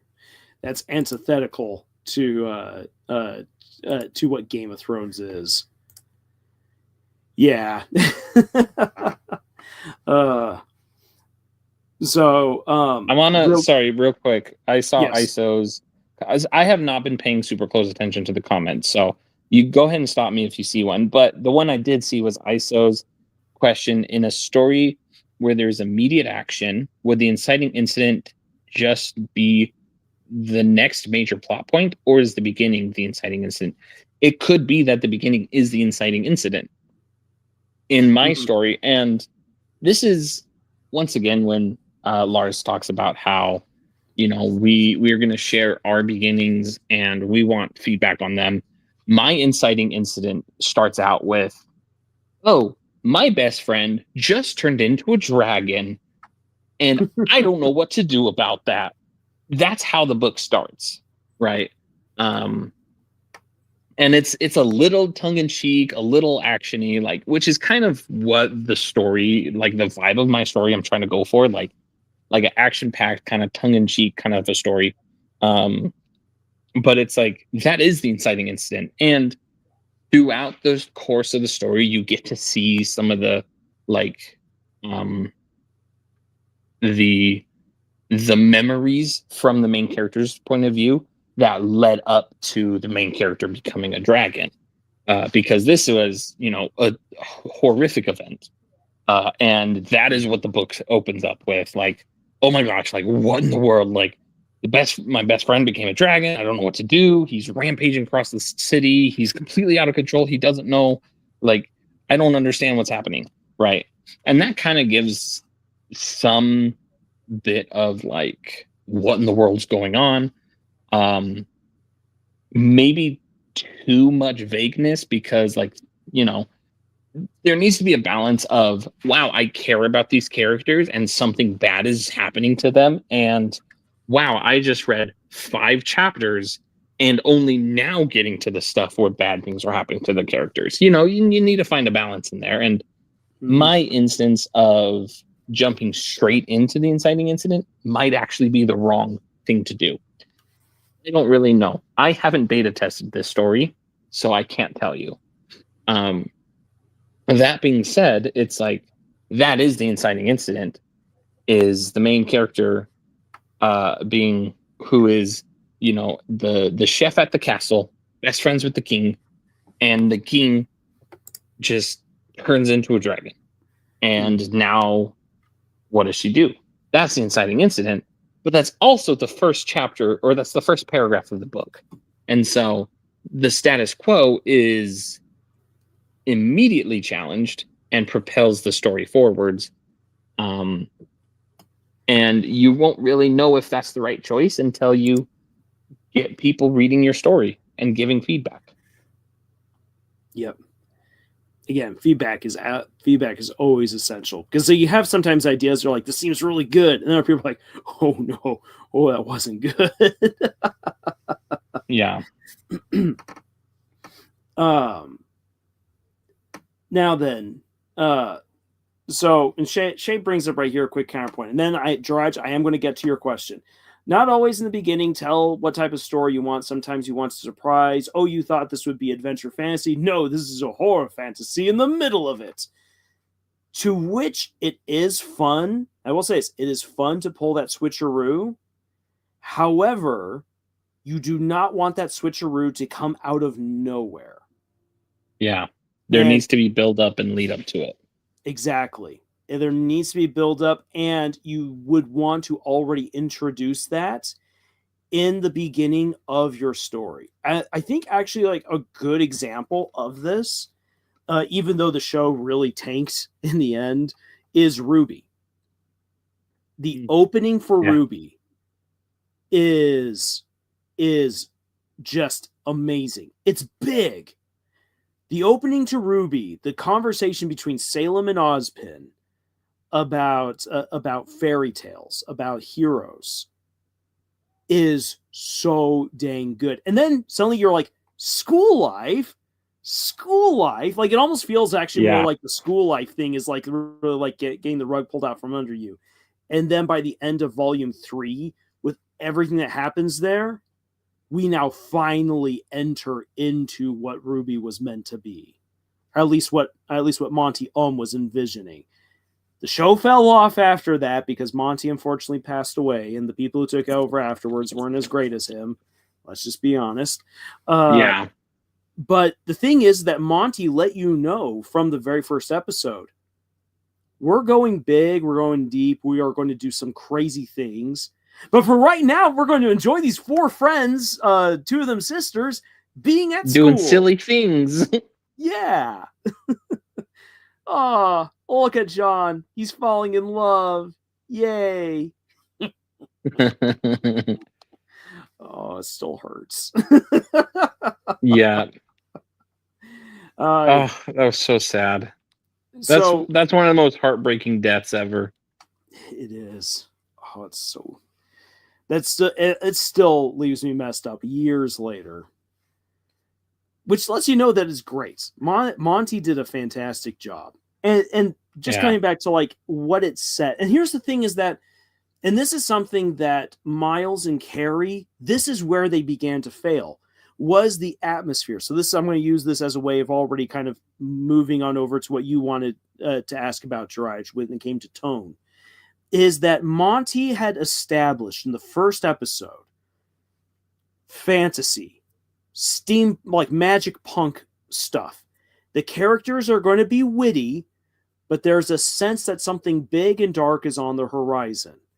When Miles and Carrie took over, they leaned into the grimdark and really pulled back on the laughter, which you need that laughter to balance out the heavy stuff. If you don't have that balance, it becomes a bit of a drag, like watching Game of Thrones, because there's not enough victories for any of the characters that you might like. It's all just awfulness. You need to figure out that balance, and Monty had introduced what that balance was supposed to be, and the people who took over after him never quite struck the same balance. They forgot the atmosphere and the tone. And when they focused on one thing, like, when they realized, we need a joke, jokey. Then when it's like, okay, now we need to be serious. It's so dang serious. We have never laughed in our lives before. It's like, whoa. No need for the whiplash. So Jiraj, when you, because you asked about tone, how do you establish the tone? Something that you need to understand. So the atmosphere of a story is the general feeling of that story. What can we expect to feel throughout? The tone, even though we oftentimes conflate tone and atmosphere together, tone is often more for in the moment. So if in the moment you need something to be serious, you need to show us characters being serious. They need to be talking about serious things. Let's say if someone cracks a joke, everyone else looks at them and is all like, now is not the time for that. So seriousness. If it's sad, you want to describe how characters are feeling. You want to maybe show how the setting reflects that inner turmoil and sadness. When characters are happy, you're going to have shorter sentences, so that way it's quick, it's energetic. You use bubbly, happy adjectives and adverbs. They skip down the road with big bright smiles on their face. The sun was shining.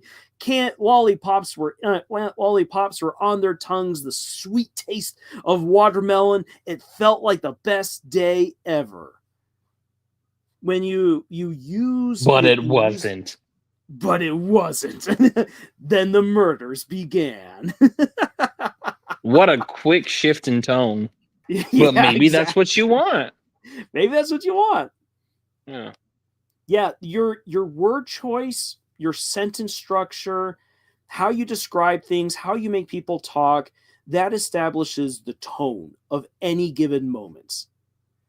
The atmosphere of a story, though, is, again, you want to make sure that people understand that the story that they're reading is either adventurous, action-packed drama, or romance. Is this going to be one where we get really deep into these characters? Is this going to be more surface level? And that comes down to a whole lot more like other cosmetics. Again, this is why writing openings can get so difficult, because, again, depending on the story that you're writing, you're going to write it completely differently than someone else or from any other story. So it is difficult. And again, this comes back around to, as Nathan said, like beta testing, getting hearing from other people what they thought the book was about or how they felt while reading certain chapters.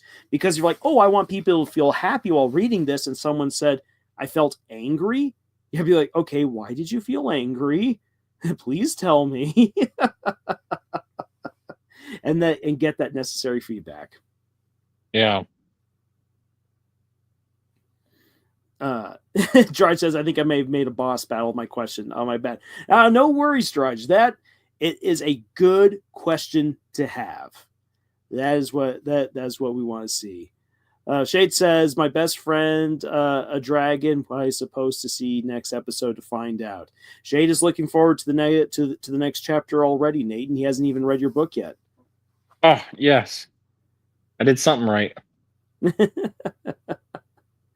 Mimic, you can't fully appreciate the atmosphere of a calm rainy storm without the rainbow and sunshine in the end. Balance is definitely the key. Oh, That's right. Yeah. TV account. Speaking of Ruby, what do you think of Shane's letter, especially after everything that happened to RT? Also, I think the thing that's most Ruby-esque is Zenless Zone Zero. I don't know about Shane's letter TV account, so I can't comment on it. I'll have to look that up. Okay then. So coming back around now to the third point on the checklist. Do we get a hint of the or one of the main conflicts in the story? You don't need to give away everything. In fact, you shouldn't. But do we get a hint of what we're getting into? And here's the thing is that I say like right here, like, do we get a hint of the main conflict or one of the main conflicts? So for instance, at the beginning of Mistborn, even though we haven't yet been introduced to the Lord Ruler or the plot to overthrow him or what's happening with Vin, we are given a conflict. And that is that the Ska, who are the slaves, are really have a sucky life and that they get taken advantage of by the nobility.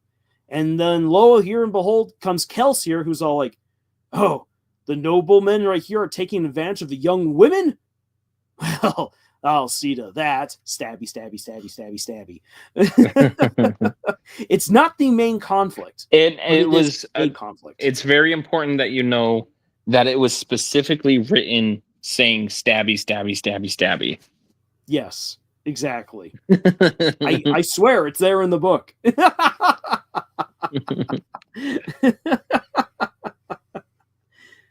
But again, people want to kind of get to know what's going on. And this actually ties a little bit into the whole inciting incident. You don't need the inciting incident of your whole story in the opening, but it's good to have something happening there in that opening that helps to move things along. So having a conflict of some kind, and it doesn't need to be big. The conflict of the opening could be something as simple as like from Harry Potter and the Sorcerer's Stone. What is the first conflict in the book? It's that Vernon Dursley is having schmutz. a weird time. Huh? What was that? Oh, that too. I was gonna say he's a schmutz. Oh, that too. But it's that he has a weird day. Which the funny thing for the reader is that he's missing most of the weirdness because he's just too normal to the point that he's abnormal. But when he finally realizes that the cat, aka Professor McGonagall, is around acting very uncat-like, well, now that makes him upset. And that he ran into a guy who was wearing robes, colorful robes in the middle of the day. The nerve of some people. Like that, there's your conflict. Vernon Dursley just is having a weird day. There's nothing monumental for him. In time, we look back and we're like, oh, because Voldemort has been defeated and the Potters have died and Harry has lived. But at the very beginning, that's not the conflict. That's the conflict for the rest of the book, though. And so, yeah, have a conflict. It doesn't need to be the main conflict, but have something that does help to push the story along a little bit. Then point number 4 on the checklist is, does it give the audience an indication of the story's overall pacing?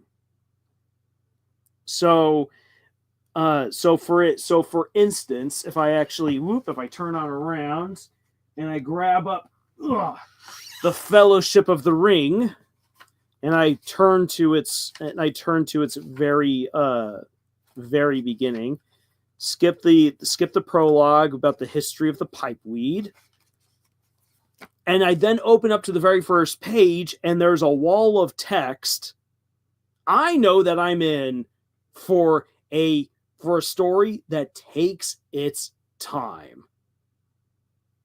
However, if I open up to the very first, if I open up a book to the very first page, and it then says it was a bright, beautiful day, and then the murders began, and then it's like clipped, little short paragraphs to describe the awfulness of the murders.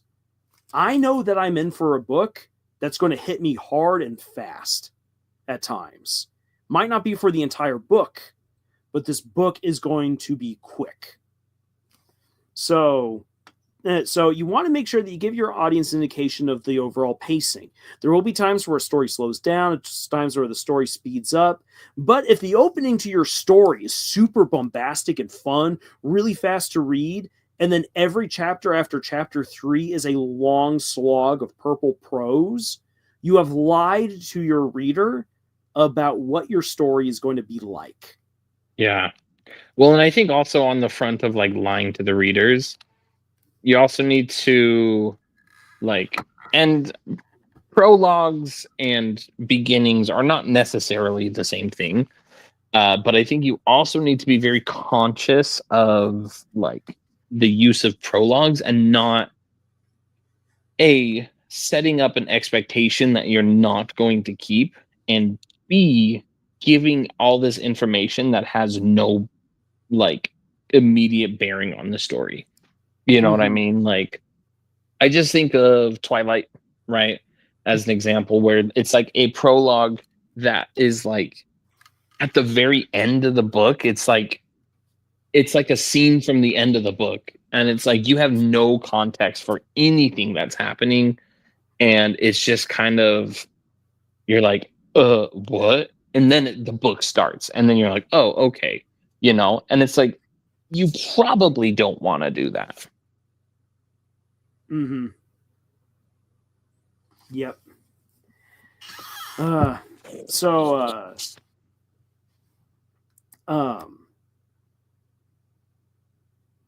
that actually, what you just said right there, brings me to our next point. Will the audience learn something critical for later? Now then, this is something that I would say you don't need to have in every single opening. Like if you make sure that one of your main characters is there, and you already have like one of the important conflicts already written out or introduced, you've already introduced the critical information. However, again, thinking back to like Harry Potter and the Sorcerer's Stone, J.K. Rowling was already dropping loads of hints for things that she intended to use or bring back later on in the books. And so it's a very meaty opening, but you don't need to make all of your openings very meaty. You just have to ask yourself at the end of it, did my opening chapter leave the audience knowing something that they will need to know for later? If the answer is no, if this was just action for action's sake, or smut for smut's sake, or just, hey, stuff is happening, wow, now let's get on to the actual story, you have wasted your opening. Yeah. And the author, or not the author, the readers will feel betrayed and not want to continue the book. Mm-hmm. Yes. Yep. That's the way it goes. So, just again to hit this for your checklist, does it establish the atmosphere, meaning the feel the story will have? Is at least one of the main characters in the opening? Does it give a hint of, or does it give a hint of the or one of the main conflicts? Does it give the audience an indication of the story's overall pacing? And has the audience learned something that will be critical for later, whether it be a character, a plot point, an important item, some insight into the intrigue, the magic system, the overall plot of the story, whatever it is?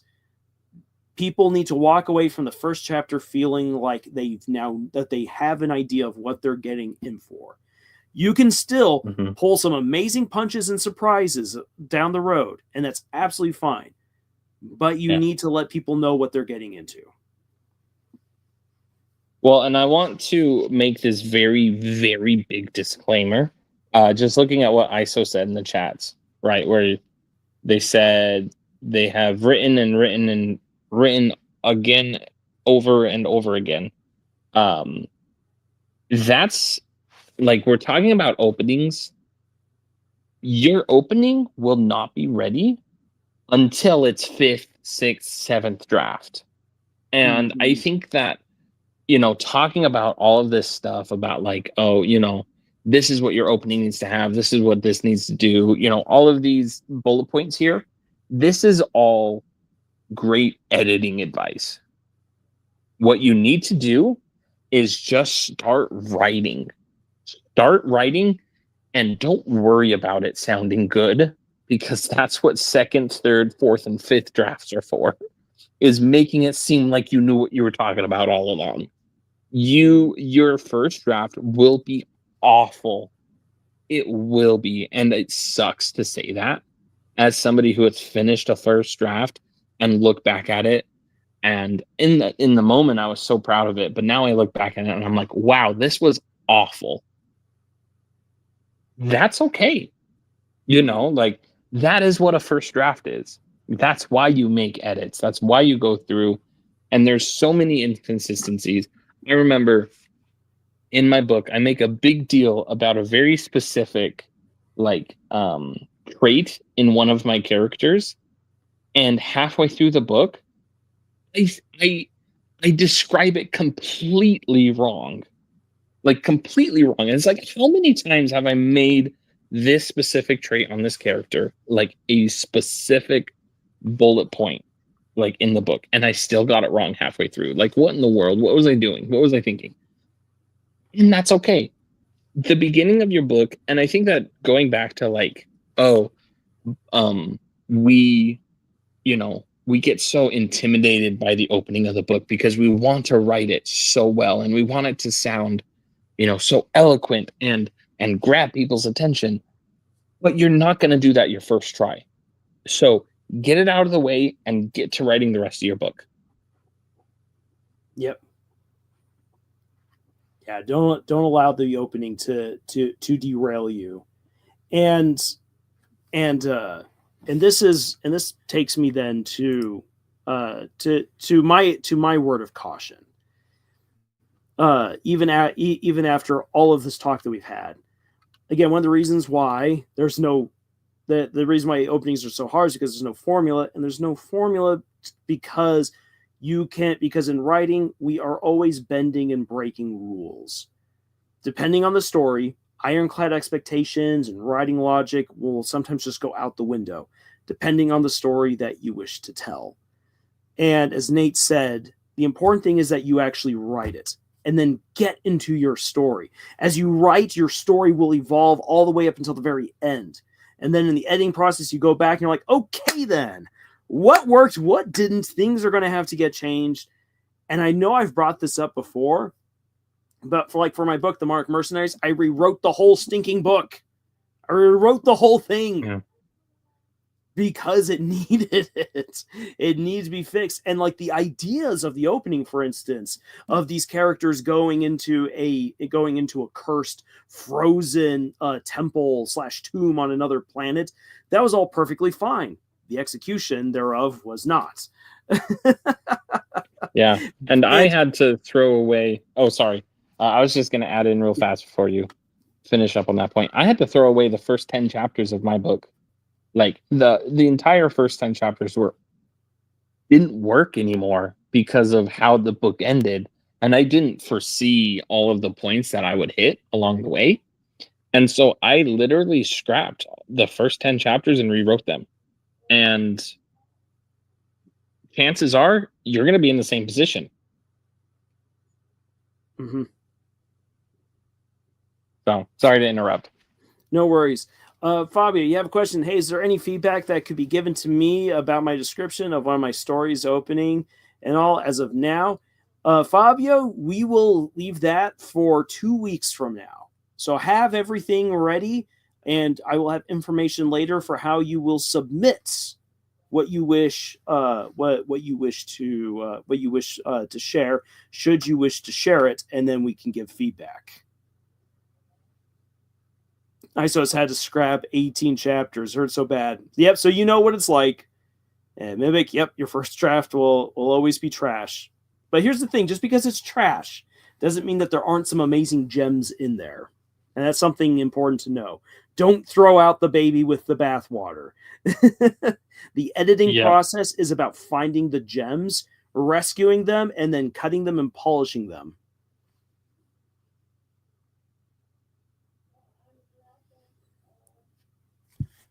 All right. Oh, I see. If I was just saying the description to your opening. Well, in any case, again, I'm going to say keep that for later, so that way we can really dive into each submission and give it its proper time and review. So, let's have a look at some examples. So using this checklist for ourselves, Nate and I are going to have a look at some openings from various stories. Nathan, if you wish, we can read at least some excerpts if we want, or just talk about what the opening was and if it works or not for us, or at least if it matches some of the criteria that we think would work well for an opening and why that is the case. Sure. Yeah. So one of the books that I came with, like, as far as a bad opening is concerned, sorry, I don't have the book in front of me, but for book club this month, me and my wife are reading a book called Powerless by Lauren Roberts, Lauren Roberts, I think it is the author's name. And like I said this earlier, this book is awful. I'm not enjoying it. I did not enjoy it. I finished it, did not enjoy it.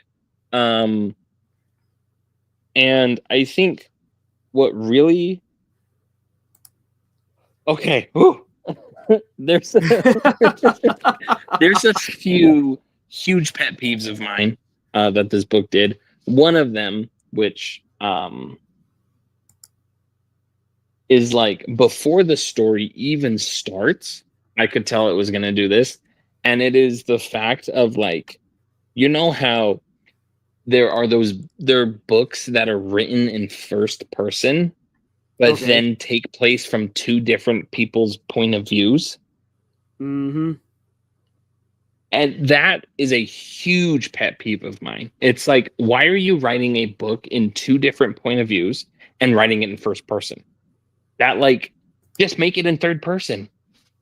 Yep. What are you doing? Like, anyway, and so it's like when you open the book, it says chapter 1, Hayden, and then it's in first person. I was like, oh no, there's going to be multiple point of views, and it's all going to be written in first person. I hate this so much. So that was one thing. Don't, please, this has nothing to do with openings, but please don't do that. If you're listening to this, please, I beg of you, if you have more than one point of view in your book, write it in third person. There's no reason it should be in first person. Mm-hmm. Yeah. That being said, okay, but the first thing that it really opens up with is, like, and I feel like the writing style is very discombobulated, but the book opens up with the main character, like, getting in a fight with a guard, and she, like, feels this warm, sticky substance rolling down her arm. Number one, the amount of times the word sticky showed up in this book was completely unnecessary, especially in the first chapter. I counted, and the word sticky shows up 18 times in the first chapter. Why? Anyway. Use a thesaurus. So, yeah, seriously, like, there's a reason why thesauruses are great tools to use. Now, can thesauruses be overused? Thesaurusi be overused? 100%. but that doesn't mean you should throw it away. Anyway, so it starts out with her getting in this tussle, and she's like, "Oh, I feel a warm liquid running down my arm. It's blood." And then like she goes through this fight, and then it's like, "Oh, just kidding. It's just a sticky bun." And I love sticky buns, so I'm gonna eat this sticky bun. It's like, Bestie, how do you not know the difference between blood and honey? They are two completely different viscosities. Yes. Honey is not going to run down your arm real fast. Blood will. Exactly. Yes.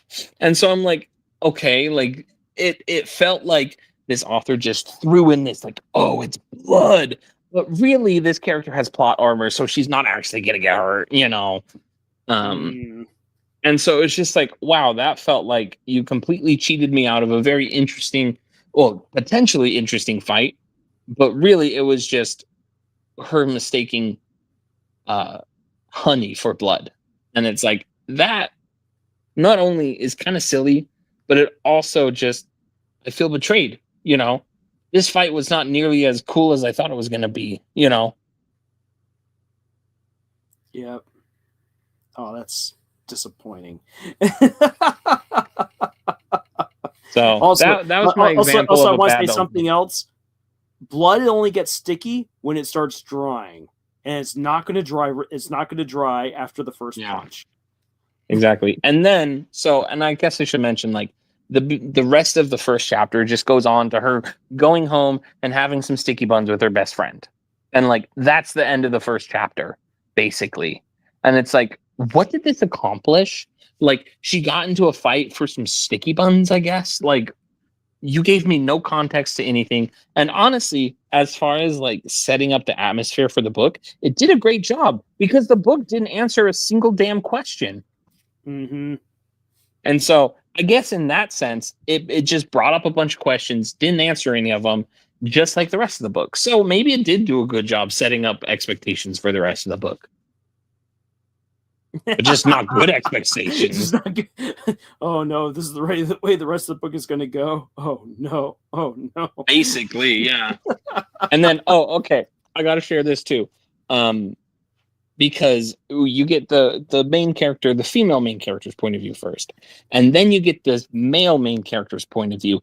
And literally, I kid you not, one of the first things he says is, "I don't like to wear shirts. They're too restricting. If it were socially okay for me to go out without shirts on, I absolutely would. Although that's never stopped me in the past." That's how it opens up the main male character. And it's like, okay, yeah, it's one of these kind of stories, isn't it? What man talks like? Actually, I do know what men talk like that, and they're all douchebags who deserve to be taken out back and given a few punches. Yeah.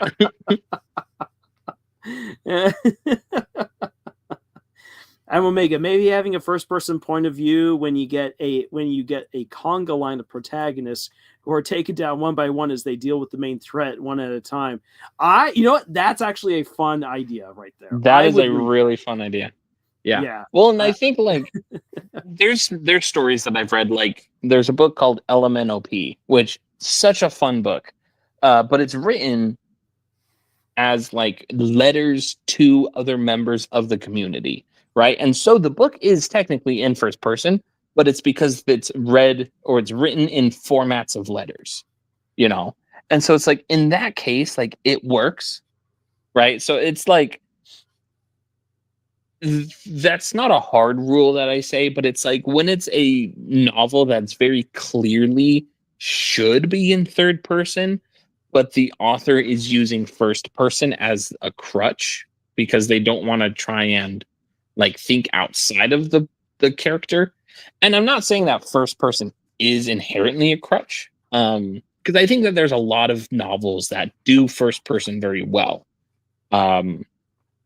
And I myself, you know, my first novel is in first person, but that's also because that book is entirely from Lily's point of view. She is the one who's doing all of the protagging, so she is the one who gets to have the point of view. But if this were any other book, like Lord of the Rings, like you put that in third person because there's a lot of different characters talking. There's a lot of different characters doing different things all over the world.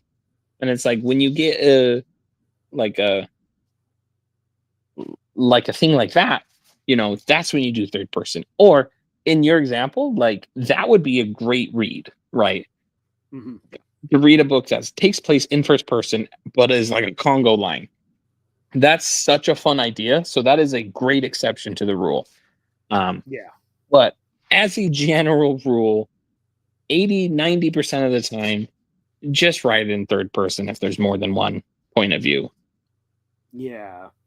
Yeah. Or unless you take the Brandon Sanderson route in Skyward and have interludes that give you some context for the rest of what the characters are doing outside of the main character's point of view. That's okay too.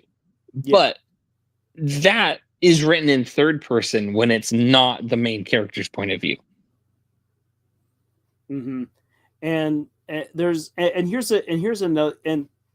one of the difficulties, like because there are those people who can be like, but I do like the idea.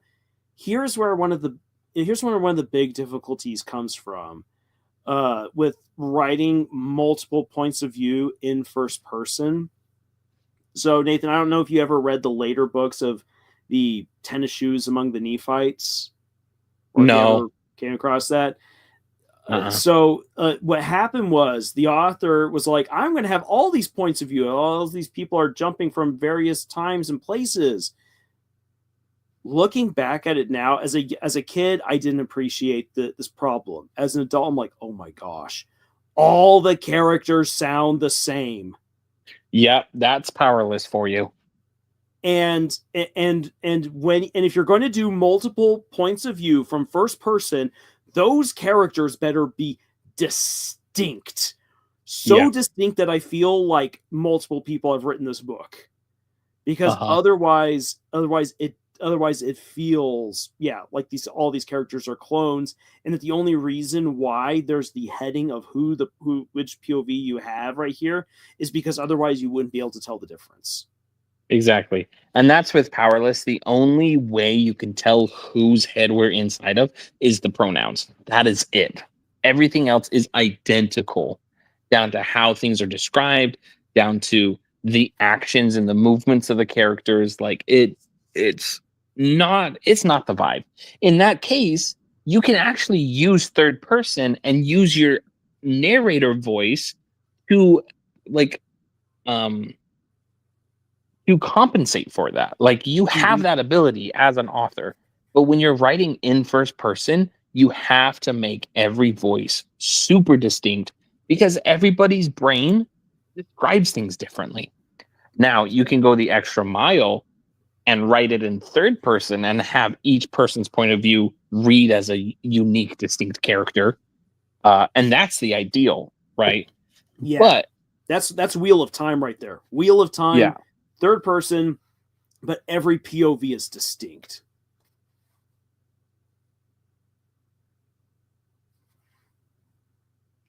Yeah. Anyway, so that's my bad example. And I'm excited. We actually have book club tomorrow, so I'm gonna rant and rave mostly just rant about this book in book club. Rant and rave about just how it's like how this was all based. I'm so glad I read this. And what's even worse is that there's 2 more books in the series, and they've already greenlit it for a TV show. Oh no! Yeah.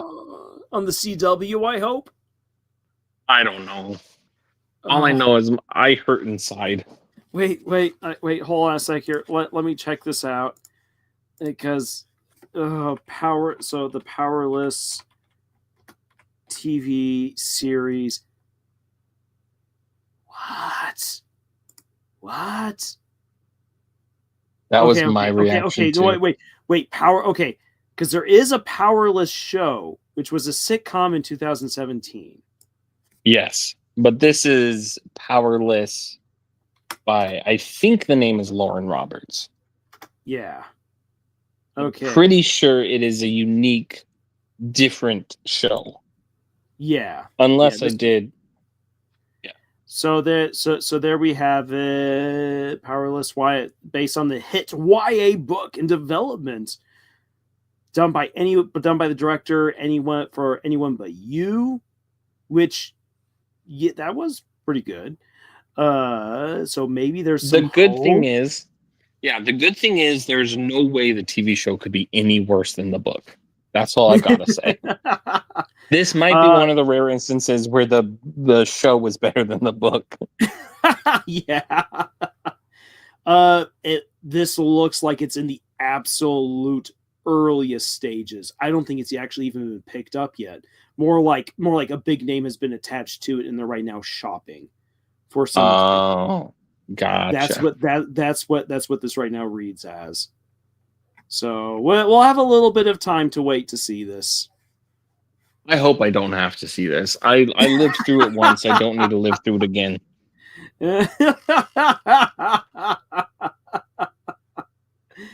All right. Well, then we'll shift gears on over to one of my selections right here, which is, speaking of Brandy Sandy Buns from earlier, I have right here his book Tress of the Emerald Sea.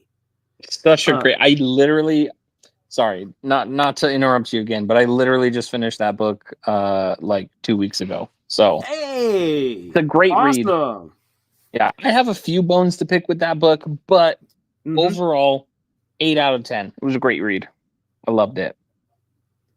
All right, so here, so I will actually read for you the first chapter because it's ridiculously short.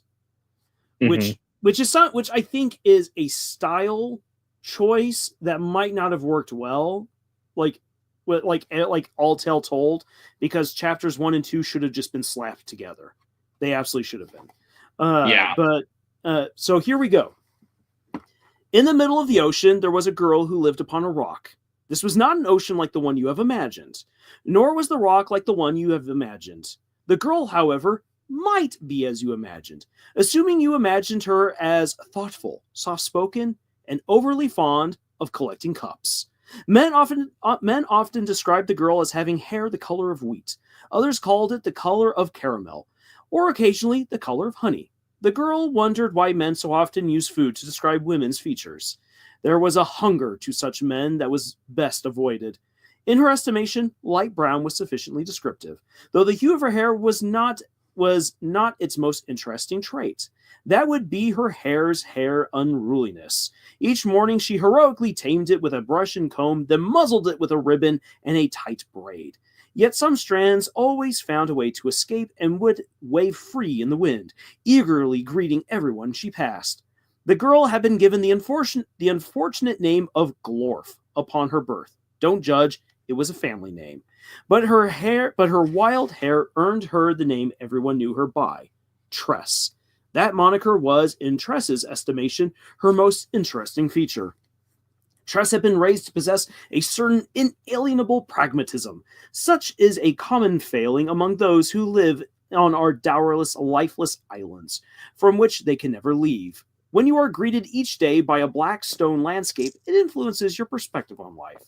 The island was shaped rather like an old man's crooked finger, emerging from the ocean to point towards the horizon. It was made entirely of barren black saltstone. It was large enough to support a fair-sized town and a duke's mansion. The locals called the island the Rock. Its name on the map was Diggins Point. No one remembered who Diggins was anymore, but he had obviously been a very clever fellow, for he'd left the Rock soon after naming it and never returned. In the evenings, Tress would often sit on her family's porch and sip salty tea from one of her favorite cups while looking out over the green ocean. Yes, I did say the ocean was green. Also, it was not wet. We're getting there. As the sun set, Tress would wonder about the people who visited the Rock in their ships.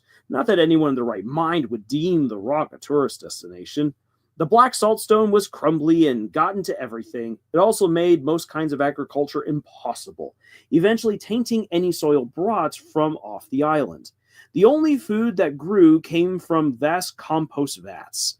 While the Rock did have important wells that brought up water from a deep aquifer, something that visiting ships required, The equipment that worked the salt mines belched a constant stream of black smoke into the air.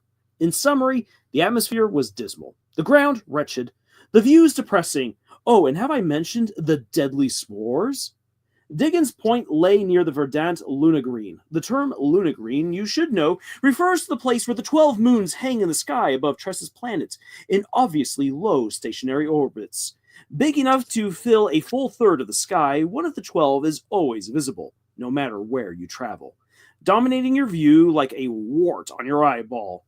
The locals worshipped those 12 moons as gods, which we can now all agree is far more ridiculous than whatever it is you worship.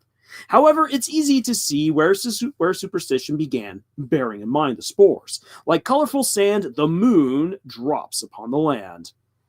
They'd pour down from the Luna Greens, and the verdant Luna Green was visible some 50 or 60 miles from the island. That was as close as you ever wanted to get to a Luna Green. A great shimmering fountain of colorful motes, vibrant and exceedingly dangerous. The spores filled the world's oceans, creating vast seas, not of water, but of alien dust. Ships sailed the dust like ships sail water here, and you should not find that so unusual. How many other planets have you visited?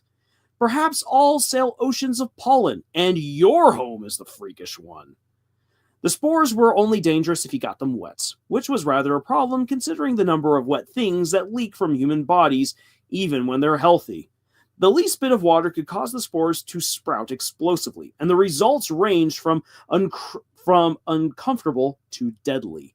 Breathe in a burst of verdant spores, for example, and your saliva would send vines growing out of your mouth, or in more interesting cases, into your sinuses and out around your eyes. The spores could be rendered inert by two things, salt or silver. Hence the reason the locals of Diggins Point didn't terribly mind the salty taste of their water or food. They teach their children this ever so important rule: salt and silver halt the killer. An acceptable little poem, and if you're the sort of barbarian who enjoys slant rhymes. Regardless, with the spores, the smoke, and the salt, one could perhaps see why the king, who the duke served, needed a law requiring the population to remain on the rock. Oh, he gave reasons that involved important military phrases like essential personnel, strategic resupply, and friendly anchorage. But everyone knew the truth. The place was so inhospitable, even the smog found it depressing. Ships visited periodically for repairs, to drop off waste for the compost vats, and to take on new water. But each strictly obeyed the king's rule. No locals were to be ever taken from Diggins Point. Ever. And so Tress would sit on her steps in the evening, watching ships sail away as a column of spores dropped from the Luna Green, and the sun would move out from behind the moon and crept towards the horizon. She sipped salty tea from a cup with horses painted on it, and she'd think, "That's a beauty to this, actually. I like it here, and I believe I shall remain here all my life." That's the opening chapter. Woohoo. Woohoo. Woohoo. Sorry, I started snacking a little bit and realized I did not mute my mic. So hopefully you didn't just hear a bunch of crunching. Crunch, crunch, crunch. Well, hopefully the melodious sound of my voice helped out if there was the case. Yeah. Now then, so here's the thing. That was an info dump. Opening up your story with an info dump is not a good way to begin a story. This is a fun book. This book is like reading The Princess Bride. Well, and Sanderson did say that he took a lot of inspiration from The Princess Bride. And I think that really shows. I think, yes, it is an info dump, but it is done in a very playful manner, so it actually ends up working pretty well. That being said, I do feel like less info could have actually been more useful. You know what I mean? Like, yes, there's just so much info just kind of thrown, and a lot of it is important, you know, for the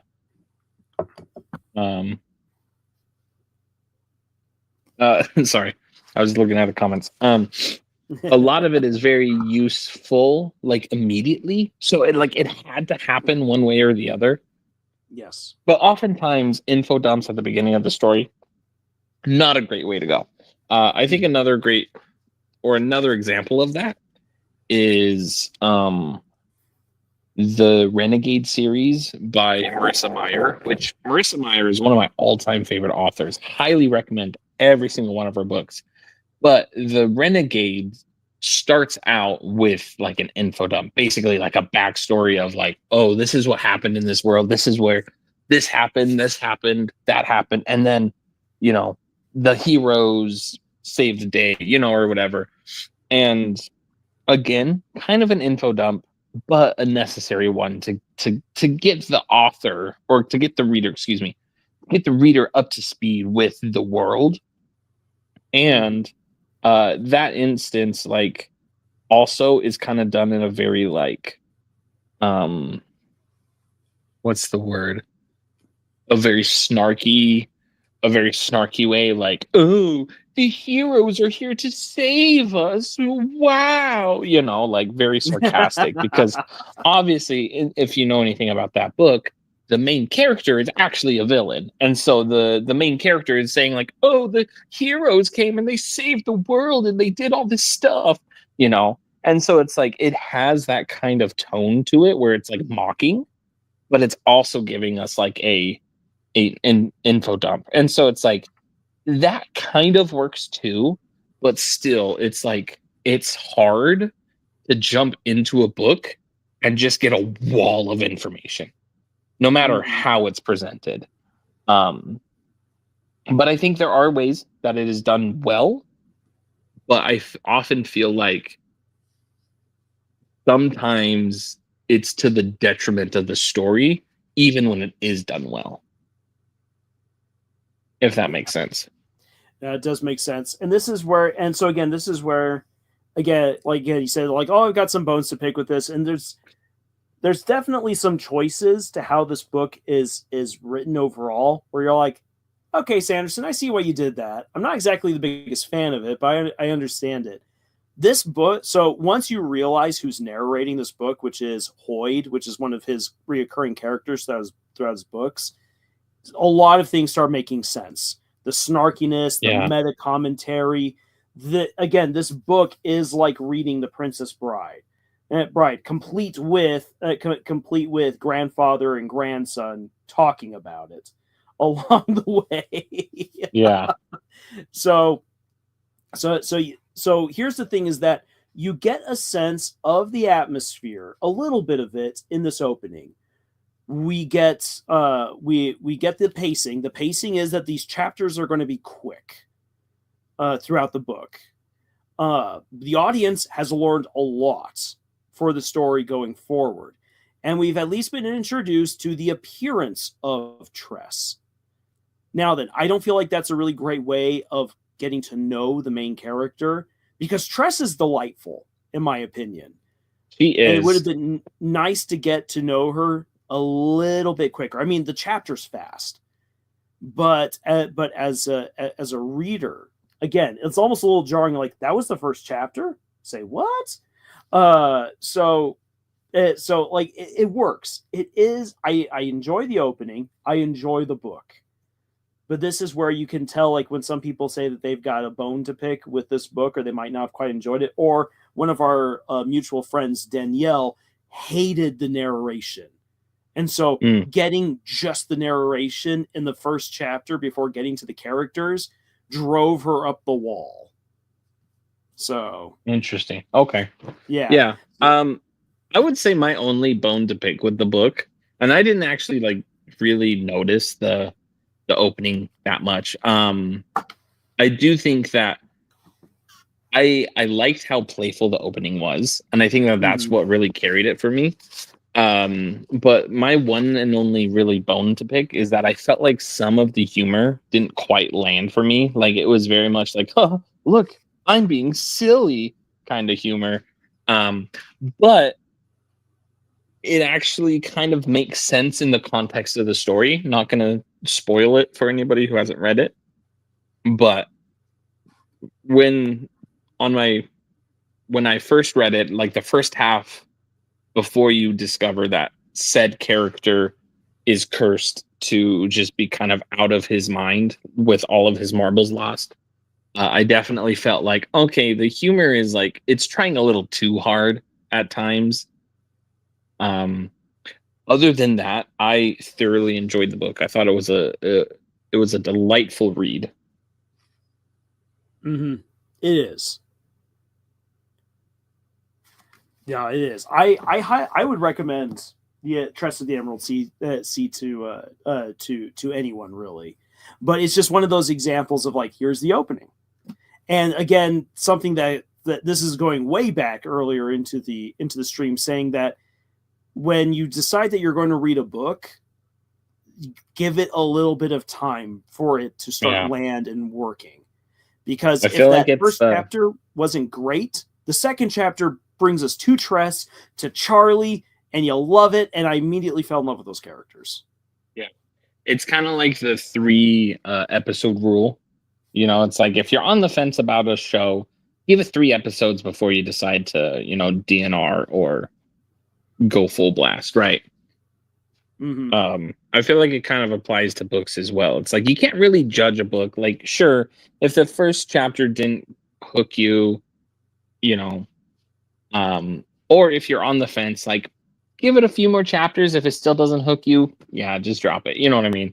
And that's okay. Some people it'll hook, and some people won't get hooked onto it. Yeah. Do you have another example of an opening that you would use, Nate? Yeah. So I was actually just looking on my bookshelf here, and I do have an opening, and I'm not sure. I think that it works very well given the author and given the character that this is written from. But I'm curious for somebody who hasn't read the entire series, because I read this and I think, oh, of course, like that's so spot on. Like, but I don't know if I could classify this as a good opening or as a bad opening. And it's also a really short opening. It's only like 2-3 pages long. So I might read it. Keep in mind, I do have dyslexia, so I am an awful reader. I'm awful at reading out loud. I forgive you already. Okay. I personally like it when you read. Oh, really? Oh, Yeah, you're the first. I know it drives Camille bonkers, and I think it's kind of silly. Yeah, I'm just a slow reader. I always have been, and I would, you know, it'd get me in a lot of trouble. Well, not trouble at school, but basically everybody in school would be done reading and I wouldn't be, and I'd get really anxious about it, which would only make me like want to read less. And then I discovered after high school, reading's pretty fun when I take it at my own pace. Mm-hmm. But should I tell you the book, or should we just dive in and then I'll tell you the book after? Tell us the name of the book and then dive on into it. Unless that would immediately taint our appreciation of the opening. Well, as soon as you hear the name, you're gonna know who it is. But I'm just gonna start reading. Okay, let's start reading. Okay. So this is how it opens. It says, I suppose I need to get around to talking about Kiss Shot Airseola Heart Underblade. I probably have a duty to do so. During the spring break between my 2nd and 3rd years as a high school student, I met her. It was a shocking meeting, and it was a catastrophic one.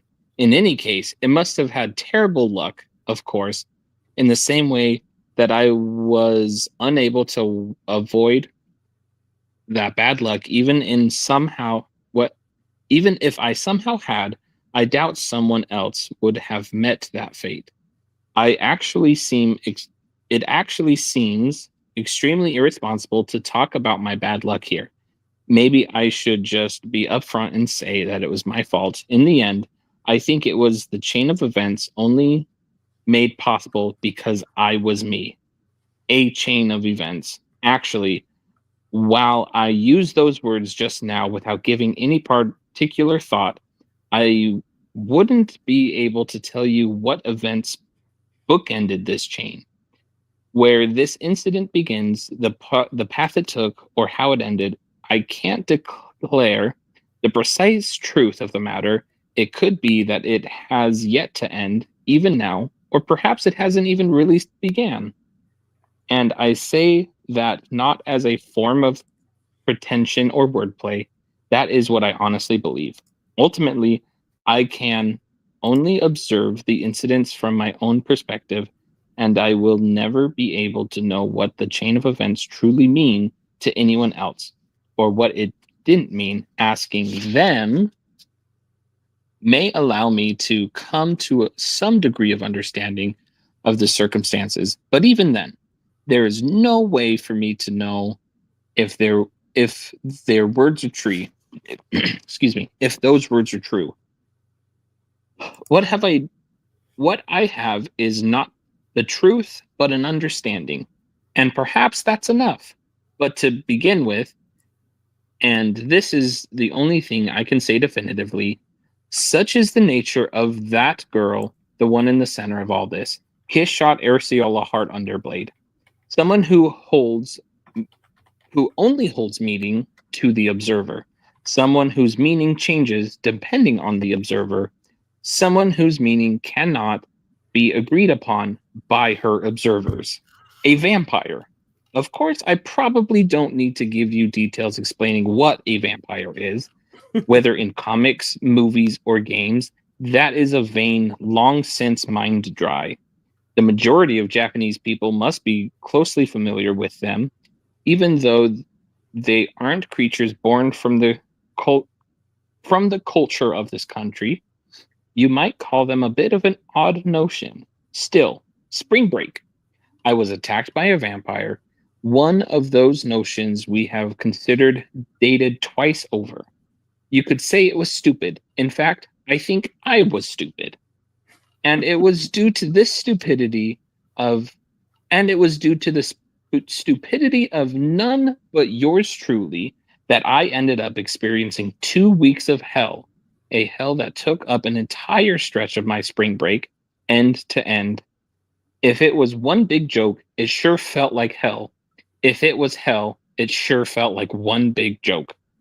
Like I said earlier, it would forever be a mystery to me when this chain of events began, where and how it transpired, and in the manner it ended.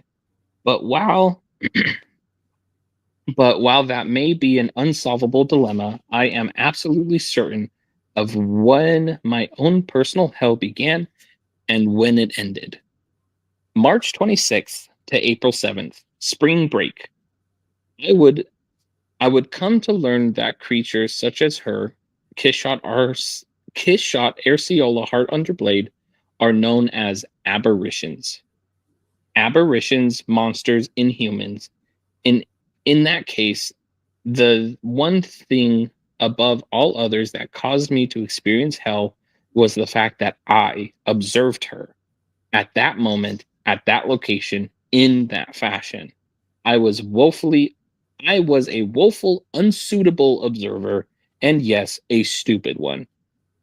While telling you about her world by necessity entails fully exposing my own stupidity, an act you may see as masochistic, I do think I have to talk about that vampire, about the story of the wound I received from her, and about the story of how I wounded her. I have to talk about it. I have that duty to speak. This is my responsibility. This preamble has gotten quite long, but I'd like to ask for your understanding here. Though I pompously have gone on about responsibility and whatnot, it's merely the responsibility of a stupid jester. There is no telling when I'll founder. While it's a timid thing to say, I honestly do not know if I have the confidence to finish telling this story. That is why I've been dragging out these proper, like, preliminary remarks. Even so, I couldn't possibly go on any longer. And after I finally begin the story, it could be like a rock rolling down a hill so that it becomes harder to stop. But just to be sure, just in case it turns out that I lack the resolve, allow me to divulge how it ends here in advance. This story is about a vampire, and it has a very unhappy ending. It concludes with everyone becoming miserable, and that's just the hell's ending. The chain of events may not yet be over, and in my case, my responsibility to her will be a lifelong affair. There And we that's the have first it. chapter. Bakemonogatari. Yes, that is Kizumonogatari, also known as Wound Tale or Scar Tale, depending on how you translate it. But that I feel like is, I don't know. I really like this opening because of the main character. So his name is Araragi, and he's a nut job. Anyway, I think very few authors could pull off a beginning like this. And I think what really works is how self-aware it is. Like it's rambly. It's so rambly. And the author is like, I know this is rambly. Trust me. I just don't know how to start. You know what I mean? And it's like it feels like the character is really like dreading talking about this subject. And I think that in that case it works really well. Now, as the start of a whole series, it might not be the best starting because the readers don't have context of who this character is, his character dynamic. Whereas somebody like me who has read a lot of the books, and when I read this or watch the anime, it's like I already know what I'm getting into. I already know that Araragi rambles just all the time. And personally, that's my favorite part of the show. It's just when the characters are rambling to each other. But for a lot of people, that could be very off-putting too. And so it's like it does a great job of letting you know what what kind of ride you're in for, like the kind of character that you are, what the kind of character's mindset you're going to be in while you read this. Um, so yeah, I don't know. I can't remember where I was going with the rest of that statement, but there it is. Hey, you got a nice compliment right here from Mimic about your reading skills. Your skills are pretty good, to be honest. In fact, you read much better than me, and I don't even have dyslexia. And Oh, thank you.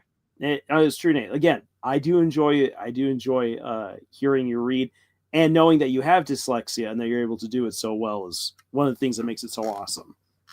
Thank you. Yeah, it's weird. Different. I think different like writing styles really trips up my dyslexia. But I don't know what it is about Nisio Easing. It doesn't trip up my dyslexia as much. And I think maybe that's why I like this series so much. Low key. I don't know. I'm wondering if there's like some psychology behind that. But thank you. Yeah, it's something that I've always been kind of self-conscious of, and something that I've worked really hard to try and be better at is like reading out loud.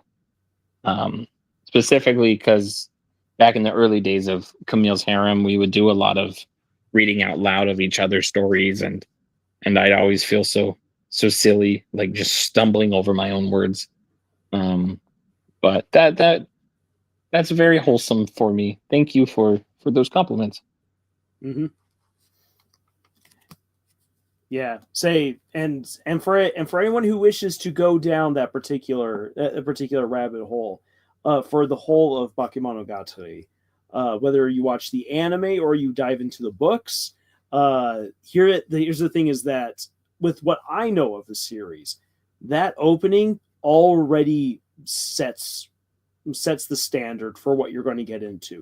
Even though I know that there's multiple perspectives across the different stories, like not like that feel. Like it has that not necessarily tongue in cheek, though there's a little bit of that, but just that very real way of talking. Like it's a talk. It's not there's a way some people write in a storytelling mode, and then there are those who write as if they're speaking. Yeah. And that's the way that's the way that the story comes across for me, is that this is actually someone speaking rather than someone writing.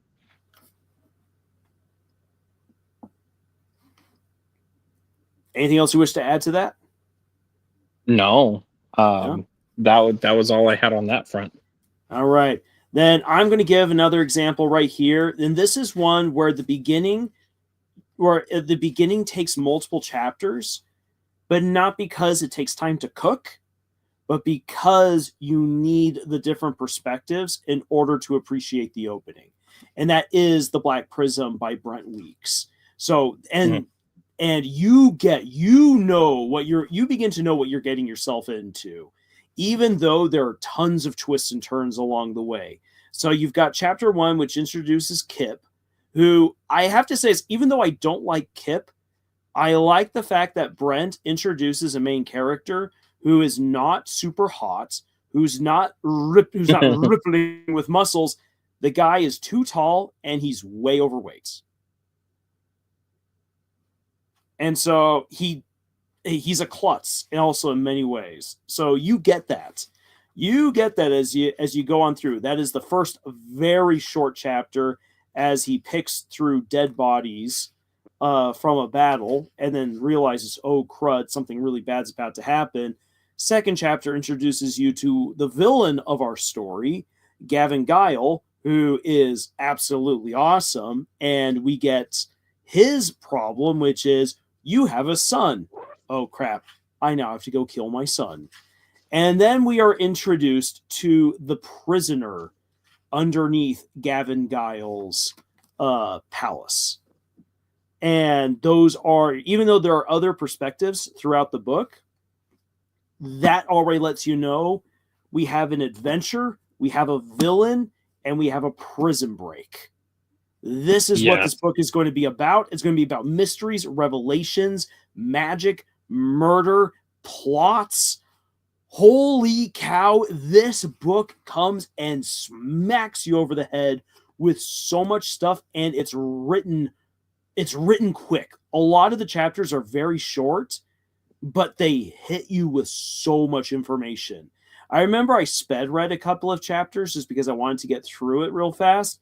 And then I realized I had missed something. So I'm like, oh, crud, I got to go back because it's so intense. I'm right now shaking the book as I'm saying that. But one of the reasons why I pick it on up is because it's different from Brandon Sanderson, but also because it's an example of how a beginning might take multiple chapters.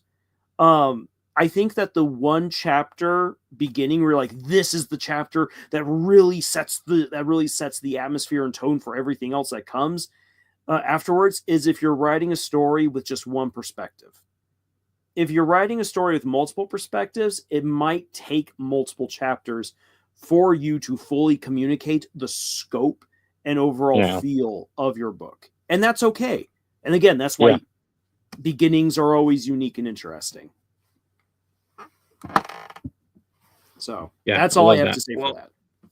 Yeah, and I think too, it's like I completely lost my train of thought. Disregard that. It's gonna come back to me eventually, but we can skip on for now. All right.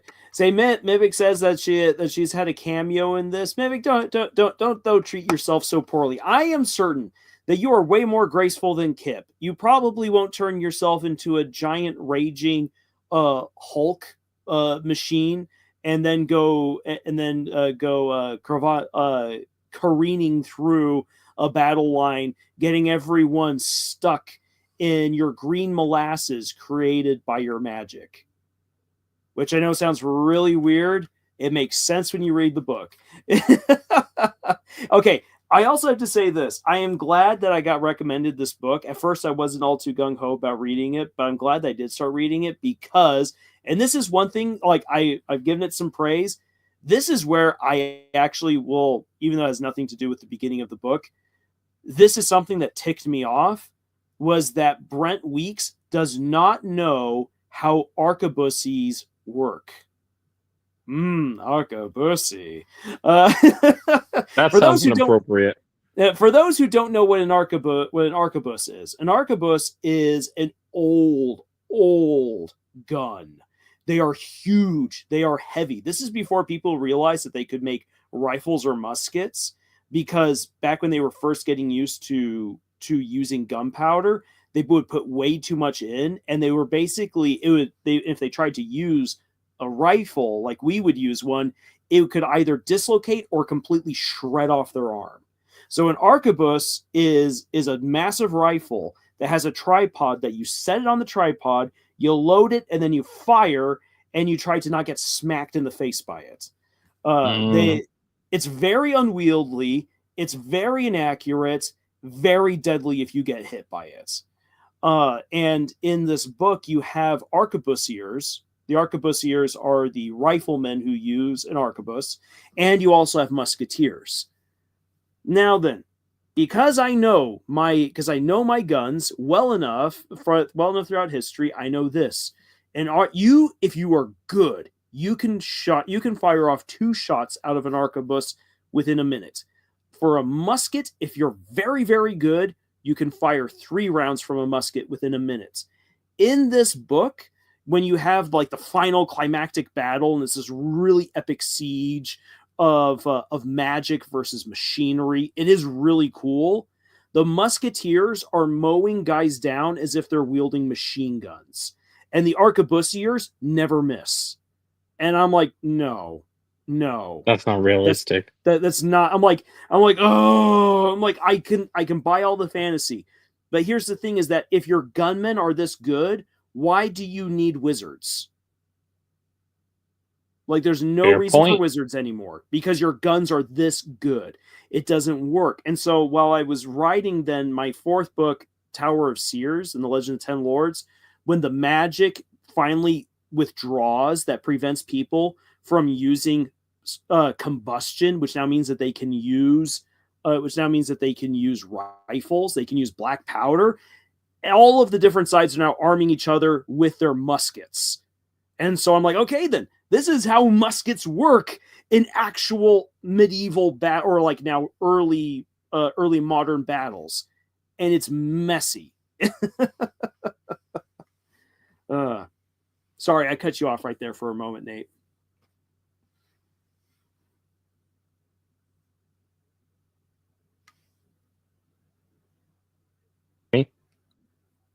Am I still here? Am I alive? Yeah, you're still there. I think, because I said, I apologize for cutting you off. Oh, I didn't think you did cut me off. I don't remember saying anything. All right. Fabio, gigantic orc wielding arquebus, or however you spell it. It is a very weird. It's a very weird word. There's a Q in it. Arquebus. Yeah. Do you have another opening for a book that you'd like to share? I think if we each share just one more, then we're good. Since this stream has nearly gone on for 3 hours. Woohoo! Oh, apparently if I'm in another tab on my phone, you can't hear me. So that's good to know. Oh, okay. Because I was trying to say something and you weren't responding. But no, I don't really have another one. I know you did mention that you wanted to talk about your own book. Yes. And so I was potentially going to read a small snippet from Black Wings. But I'm going to have to go upstairs and get my laptop for that. Okay. Well, this will then give you a chance for that. So okay. I've pulled up. Well, let's see, because I actually have these these books here at my disposal. What would the people in the chat like to hear more about? Would you guys like to hear about Bleed, Steam, and Steel, the Monarch Mercenaries, or Tumble Teller? I have both of those within easy reach of me. So just quickly sound off there in the chat if you want to hear how I decided to tackle Bleed, Steam, and Steel, or the Monarch Mercenaries, or Tumble Teller. And while I wait for a response to give me some direction, I'll quickly read from Fabio. Randomly came to mind, book adaptation of a musical work, and when the singing would kick in, you turn the page to a professional level sheet, the way a singer may be handed out in a movie musical. Very interesting. You see, that's a bit of creativity for a story that I think that I think would be fun to experiment with. And there are, for instance, mangaka who have done interesting things like that. For instance, let's see here. Crud. Uzaki-chan. Uzaki-chan just wants to hang out. There is music at the end of each chapter that you can look at, and when you begin putting it all together, it plays out a song, which I think is an interesting detail there within the story. Mimic, yeah, no more wizards. You're a gunman now, Harry. Iso says, feeling Monarch Mercenaries today. Jiraj says, I'm also fine with any of the choices. Okay. Yes, that will be fine. Says, remind me what the two choices were. Yeah, I have three. Well, I've got three: Monarch Mercenaries, Bleed, Steam, and Steel, and Tumble Teller. I mean, I'm impartial to Bleed, Steam, and Steel, but I also haven't read Tumble Teller, so. All right, so we've got one vote then for Tumble Teller and 2 votes for Monarch Mercenaries.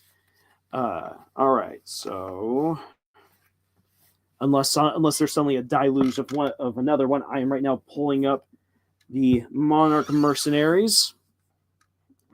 So for this book, I love doing prologues, and because so many people have told me don't do a prologue, this is one book where I definitely skipped the prologue, and not because of space. Like for my novellas, no prologues, because I don't have the time, I don't have the space. But what I do have at the beginning is I do have a letter. I do have a letter that you don't know who it's addressed to. It could be addressed to you, the reader, or it could be addressed to someone else, inviting you to join the Monarch Mercenaries. For my very first chapter, it is a bit of a longer one. It's a longer one because you get introduced to our main character, Captain Carsonius of the Monarch Mercenaries pirate crew, and the Monarch Dragon, the name of his ship. And you get to go to this ice to this icy world where they are basically grave robbing. And so I will not read everything. I'll just read just a little bit right here, and then you guys can tell me what you think. So, there's something beautiful about walking alone down a dark, frozen corridor surrounded by zombies. Captain Carsonius had no idea what it could be, but he was sure that he would figure it out before he reached the crypt. Perhaps it fell somewhere between Miriam's absence and the insane selfie opportunities. He chuckled to himself as he imagined some dumb blonde getting too close to the undead and getting subsequently reeled in to become a permanent decoration in this fine establishment. He held up his illuminating gloves to cast wider rays of light, making sure that there were no pitfalls and that the dead stayed in their place. The walls on either side rippled in slow waves as hundreds of frostbitten corpses silently turned their heads to watch him. To avoid pissing his pants, he tried enjoying the sparkling rain of ice motes. You know, this place could make a wonderful summer home for a lich. The decor is exquisite. These guys and gals just need more clothes. All the good bits have frozen off. He shivered with the thought, grateful for his own protective gear. Under the long trench coat, Carsonius wore a Mach Tex 3000. The stolen power suit enhanced all his movements and even heightened his sense of touch. He needed the boost to his strength and reflexes to survive this cursed temple. A thick beanie kept his head warm and prevented the calm wax in his ear from freezing. Guardian's balls, Brandon! Can you move any slower? Well, he wasn't exactly free of Miriam. Even when he was alone with hundreds of zombies, the girl was always nearby, pestering him. Along a separate line of thought, Carsonius wondered if this predicament really counted as being alone. He is moving at approximately 0.87 miles per hour, Kanto informed her, his annoying staticky voice filling the captain's head. He can most definitely move slower. Perhaps you would like to be down here trying to not break your neck slipping on ice, Carsonius snapped back to them. Actually, that's precisely what I would like to be doing, Miriam replied coldly. How could a girl a few years older than him be so much like a middle schooler? Fine, you can get the next cursed frozen submerged temple that we break into. Your glittering personality would really brighten the place up. Brandon, if that is your best shot at an insult, you should think about clinging closer to Rosa's apron strings. Let the real adults do the rating from here on out. Oh, ouch, what a burn, Carsonius replied mockingly. Be careful, Miriam. Lighting the fire will most certainly set the undead off on him, Kanto warned. Something about his tone told the captain that the ship's computer was trying to egg Miriam into doing just that. Will someone please unplug him? He roared, his voice echoing in all directions. The dead continued to stare back at him. How would you then get back? Kanto asked innocently. You need me to... Oh, I can think of many ways I get out of here, the captain snarled. Jeremiah's deep, soothing voice cut in. Perhaps we should let the captain get back to concentrating. If he does slip and break his neck, it'll be a pain to retrieve him. Carsonius was unsure if he should take that comment as a subtle jab or not. Thankfully, it shut up the other two. He shuffled along the icy ground at a quicker pace. The stonework had long ago cracked and crumbled, providing more opportunities to trip rather than slip. He chose his footing carefully so as not to turn any ankles. Those small but inconvenient accidents were the reason why he didn't play sports back on Earth anymore. So, those are the first 2 pages of the book.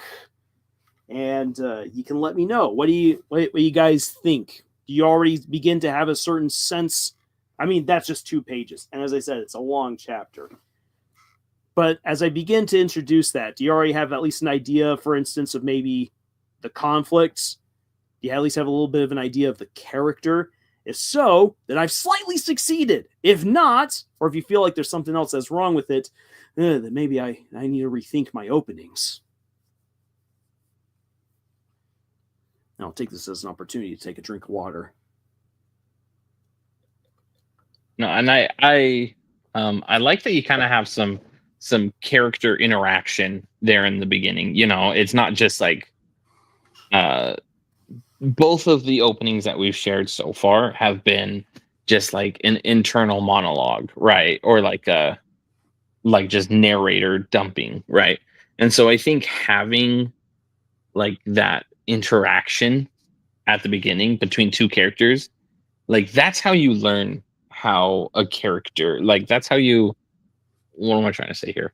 That's how you create a character, like how you develop the character is by seeing how they interact with the people around them. And so I think that that's a good thing to add into openings like that. And I think that was well done. Thank you. Yeah. Mimic says they took the graveyard shift to a whole other level. Thank you. ISO, that sounds amazing to me. The characters all have their own voices. Thank you. That is something that I was pulling my hair out over with this book, because one of the reasons why I scrapped the first draft was because all the characters sounded the same. It was really annoying, even to me. And I was like, oh, crud. Oh, I messed up so bad. Yeah. But yeah, say thank you. Yeah, that is a rough realization to come to, isn't it? Mm-hmm. Yeah. I kind Yeah. of came to a similar realization, not with all of my characters, but definitely um I feel like I have like certain archetypes of characters that my characters tend to fall into, and within those archetypes they all sound the same. Like I feel like Russet and uh oh my gosh, don't tell me. I know my own characters' names. Althea, geez Louise, Russet Ooh. and Althea, like they both, I mean, they are married, so they spend a lot of time together. So naturally, their speaking patterns would be a little bit more similar. But like the two of them definitely sound very the same. Lily and Steffi being best friends sound a lot the same. But it's like that's one of the things that I've realized in my own writing that I need to work on is like I have, the young kid or the old man or and I have those archetypes, but I need to make them sound unique even within those archetypes. Hmm. Yeah. Exactly. And it takes in those cases it takes some time.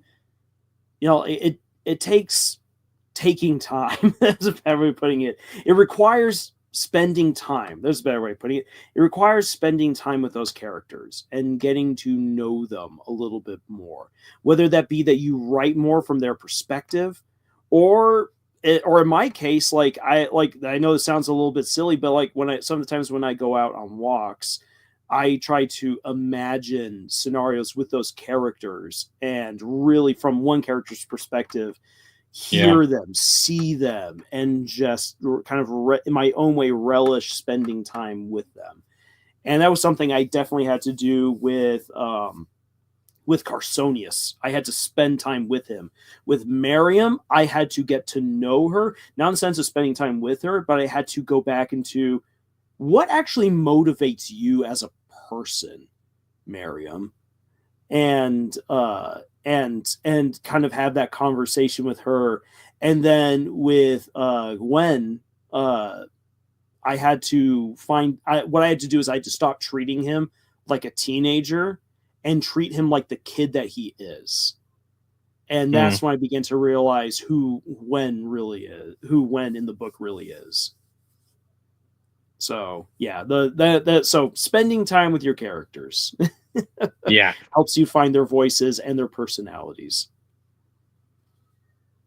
Um, yeah, let's see here. Drige says that was pretty damn nice. Having character interactions isn't something I see a lot in the beginning, so it was refreshing. Say thank you.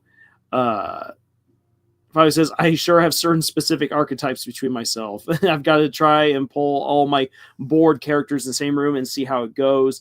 There's got to be a test and see just how different they are. It takes taking time to take care of your time to take in with your characters. Exactly. Mimic, I feel like we already know each of the characters and got an idea of the things they're in, and got an idea of the things they're into in just 2 pages. Great job, Mr. Lars. Thank you very much. Jiraj, quick question. How can you avoid giving a character a sense of plot armor, especially with the protagonist? So, would you mind us answering this question, Nate, before we jump over to your book? Absolutely. All right. Okay, so Jiraj, my response to that is that for your protagonist, or really for any character, you need to let them fail. And that failure can either come in terms of actually getting hurt, or being embarrassed, or bunking up something so bad that they inadvertently either help the villain or an antagonist or cause something bad to happen to someone else.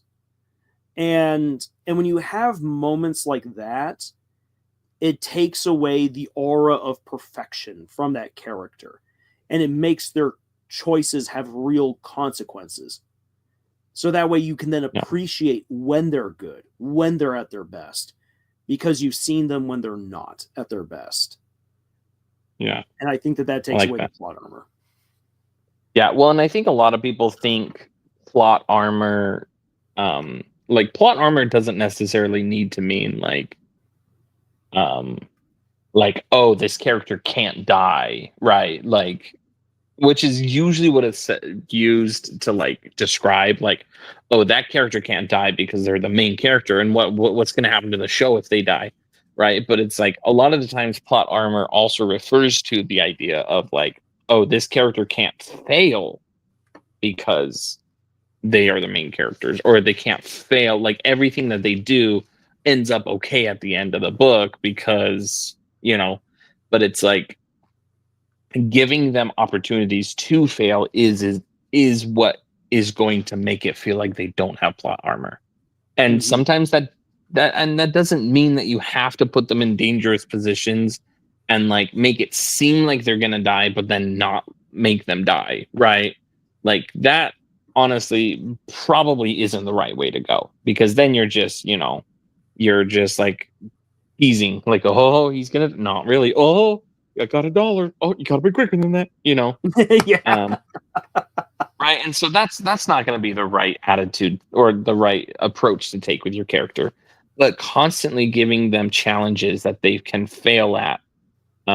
That's going to be what kind of gives away, or kind of keeps a character from feeling like they have plot armor. Yeah. And I'll give an example from Harry Potter. Harry Potter, even though that, like, we know that Harry is going to survive because this is the Harry Potter series, but Harry makes plenty of mistakes. Harry gets hurt a whole lot. Harry doesn't have plot armor. Who does have plot armor? Ginny Weasley. Because after the second book, nothing that Ginny does has any negative consequences. Ginny never gets hurt. Ginny never gets punished. Ginny never has anything adverse happen to her. Ever. Not like even Hermione gets beaten up on more than Ginny does. Funny, I've never thought about that, but you're absolutely right. Yeah, I had that also pointed out to me by one guy. By one guy, he said, "You want to know what hurts me the most reading the last book?" I'm like, "What?" He's like, "That Fred died and Ginny didn't." And I'm like, "What?" I'm like, "I hate the fact that Fred died, but why are you coming out with Ginny?" And so he literally sat me down to detail how Ginny Weasley had done everything that Fred had done and never once paid for any of those same choices the way that Fred did leading up to his death. Yeah. And I was like, "Oh my gosh, you're right. Oh my gosh." Yeah, and again, it's not just simply wounds or dying versus not dying, but just that there's no negative consequences for any of their choices. So. Right. So yeah, so Jiraj, Jiraj, as far as like you wanting to help your character Tessa not have plot armor, it's just that there needs to be negative consequences to obviously bad choices, and that those consequences cannot be escaped. They have to be experienced. And don't just put a character into a situation like, might they die? No, they won't die. Oh, isn't the drama just so intense? You can get away with doing that maybe once or twice. But the more often you do it, the more people realize, yeah, I'm just getting faked out. No, thank you. You only get one red wedding. Yes. You only get one red wedding. Never go. If you try, and George R. Martin tried to do 2 red weddings and he failed. You do not get another red wedding. You also only get one reboot. You only ever get one reboot to your story. If you have to reboot it multiple times, you have failed.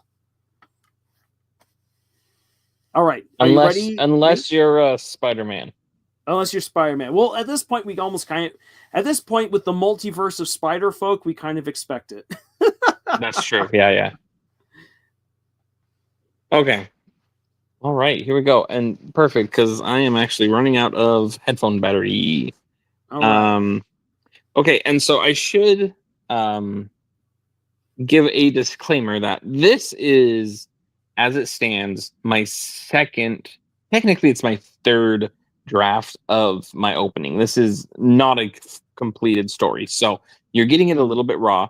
The other thing to notice is that I recently started, well, recently is a relative term, but from what I've shared of this story, I've gotten some feedback about this opening that I haven't had a chance to completely rework, but I think the feedback I've gotten is helpful. So I'll tell you about that when I get to it, right? But basically, in this opening, I kind of did a cutaway scene where we did something else for a second and then came back. And from sharing the story, a lot of people said I like that scene, but it just is so jarring that you should have that scene after we do the opening. So I had half of the opening, and then there was a scene where the main character is in the kitchen cooking something, just having fun, doing her everyday life, and then it comes back to the action-packed opening again. And a lot of people are don't do a cutaway, just do that in the next chapter. And so let me read it, and I'll let you know when I come across that scene, and I'm gonna skip over it. All right. Okay. A massive black figure. Here, let me get more into my narrator voice. All right. Yes. Neat narrator voice. A massive black figure flew overhead, casting an imposing shadow, illuminated by the setting sun. There was a simple explanation as to what this creature is. However, that explanation didn't make any sense, not even in the slightest. The explanation? The black figure that just crashed into the forest outside of the capital, crushing trees under its obsidian black scales? It was a dragon. Yes, a dragon. A mythical, legendary, and magical creature that many have thought to be extinct, or at the very least, many had thought to have been only, well, mythical. Nothing more than a fabled creature used to teach children the dangers of the world. If only I could make heads or tails of this situation. Unfortunately, that did not seem feasible in the near future, or more likely, ever. This situation is just not making sense. I wasn't sure what to think. A shriek sounded through the woods and was the only thing that gave me a direction to head towards. Behind me lay the castle spire strewn across the courtyard. In front of me, the ever-darkening forest that was shadowed by the castle in the setting sun. I could hardly hear the sound of crunching forest leaves over the sound of my own beating heart. My head spun and my mouth was dry. Memories echoed in my mind as I continued deep into the forest. My feet were chasing after a dragon, and my mind was chasing after any memory that would make this whole situation make sense. In the morning, I was so optimistic. I felt so confident that this day was going to mark a positive change.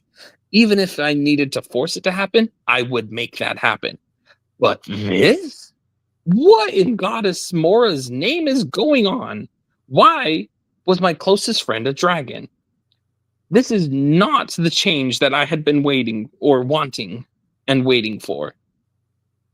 What could have possibly gone so horribly wrong that this would be the outcome? What could I have done, should I have done, to keep this from happening? And then this is when it cuts away, and I'm going to skip this part, and then we get back into it. And it says, I looked up at the sky, a painted, beautiful canvas of brilliant oranges, deep reds, and even purples, but none of that was a concern for me, as much as I loved these artful skies of sundown. Now, my one and only concern was where this trail of broken trees led. I continued to press forward, hoping I was wrong, even though after years of living in this forest, I knew I wasn't. It did not take long before the path of fallen trees and humongous footsteps led me straight past the house of the Minerva family. The Minerva family was the closest thing I had ever had to a neighbor out in these woods, but far more importantly, they were the closest things I had to a family. My father was particularly close to the patriarch, Russet, being childhood friends. So growing up, I always imagined him as sort of an uncle. Althea, Russet's wife, was like a mother to me after my own mother passed away, and being able to work with her at the castle was one of my greatest joys. And now, and of course, sorry, and of course, last but certainly not least, we can't forget little Vinca Minerva. Cute, sweet, innocent little Vinca Minerva. Feather light relief filled my heart when I noticed the gash in the earth caused by the rampaging myth just barely seemed to pass by the cottage of the Minervas. Then I noticed the tree that had fallen directly in the corner of the house, and that made my heart plummet like a lead weight. The pleading cry of Vinca calling out to her mother from within the house cleaved through the tense atmosphere. Vinca! Oh, sorry, wrong voice. Vinca! I hollered, bounding through the door. She stepped around the corner of the dining room looking frantic. Lily! She exclaimed after seeing me and dove into my arms, tears streaming down her face. It's Ma, she's... She couldn't bring herself to finish. Lily, Russet hollered, quick, grab a sword from my study and help. I ran to the dining area where the voice was originating. The first thing I noticed was the collapsed rafters that were not where they were supposed to be. In other words, being on the ground and not holding up the roof. The second thing I noticed was the stove on the other side of the room, which had tipped over, embers spilling all over the floor. But the third thing I noticed made my heart drop even further, which I didn't think was even possible. Althea lay on the ground, no, pinned to the ground, underneath the collapsed roof. Quickly, Russet affirmed. Oh, go away, keyboard. Thank you. That was not part of the book, by the way. Rushed into the room that made Russet's study, well, he calls it a study, but with the exception of a small desk in the corner, it looks more like an armory with walls stocked with all sorts of expensive swords and armor. Which sword? I asked, afraid to grab one that was more valuable than I could even imagine. I don't care, just grab one, he shouted.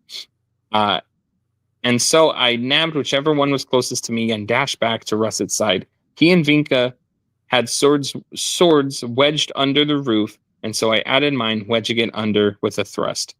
I didn't realize how exhausted I was until I started lifting, but it felt like my legs were about to give out. Fortunately, despite my weariness, we managed to lift the roof just enough that Althea was able to pull her leg free with a pained groan.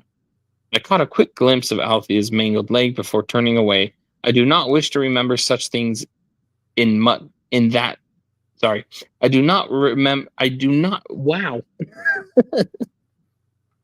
not wish to remember such things in detail. I will not try and describe it, if only because I don't think I have the fortitude to do so. Russet threw his sword and scooped up his wife, making a candid line towards the outside. He set her down in a patch of grass in the garden. Vinca, stay here with your mother, he said. With that, he made his way back into the house, visibly distraught. I couldn't blame him. This was all happening so fast. By the time we pulled Althea out, the embers from the stove had started to create a bit of trouble, and there was fire forming on the kitchen floor. Russet ran over and began stomping out the embers, and I followed his lead. A particularly large flame required a dousing of water, but we managed to smother everything. By the end, we were both left wheezing. Lily? Russet said between breaths as we made our way back to the garden. What in Moore's name is going on? And that's it. That's the first chapter. All right. Like to hear from the chat what they think about what they think about the reading that they've just heard right there. Which again, as Nate said, is unfortunately a little bit raw. We would love to be able to put the book in your hands, but yes, we're not yet there. But at least for myself, thinking about the opening, like I I've gotten to see Lily through this opening. We've gotten a sense of her thinking. We've learned a little bit about her relationship with these people, where she comes from in the castle, and I if I were to speak as someone who didn't know more about the story, I like that there's this hanging mystery of it was supposed to be a great day, and then a dragon landed in the middle of this. I want to know why. Why a dragon, and why was it supposed to be such a great day?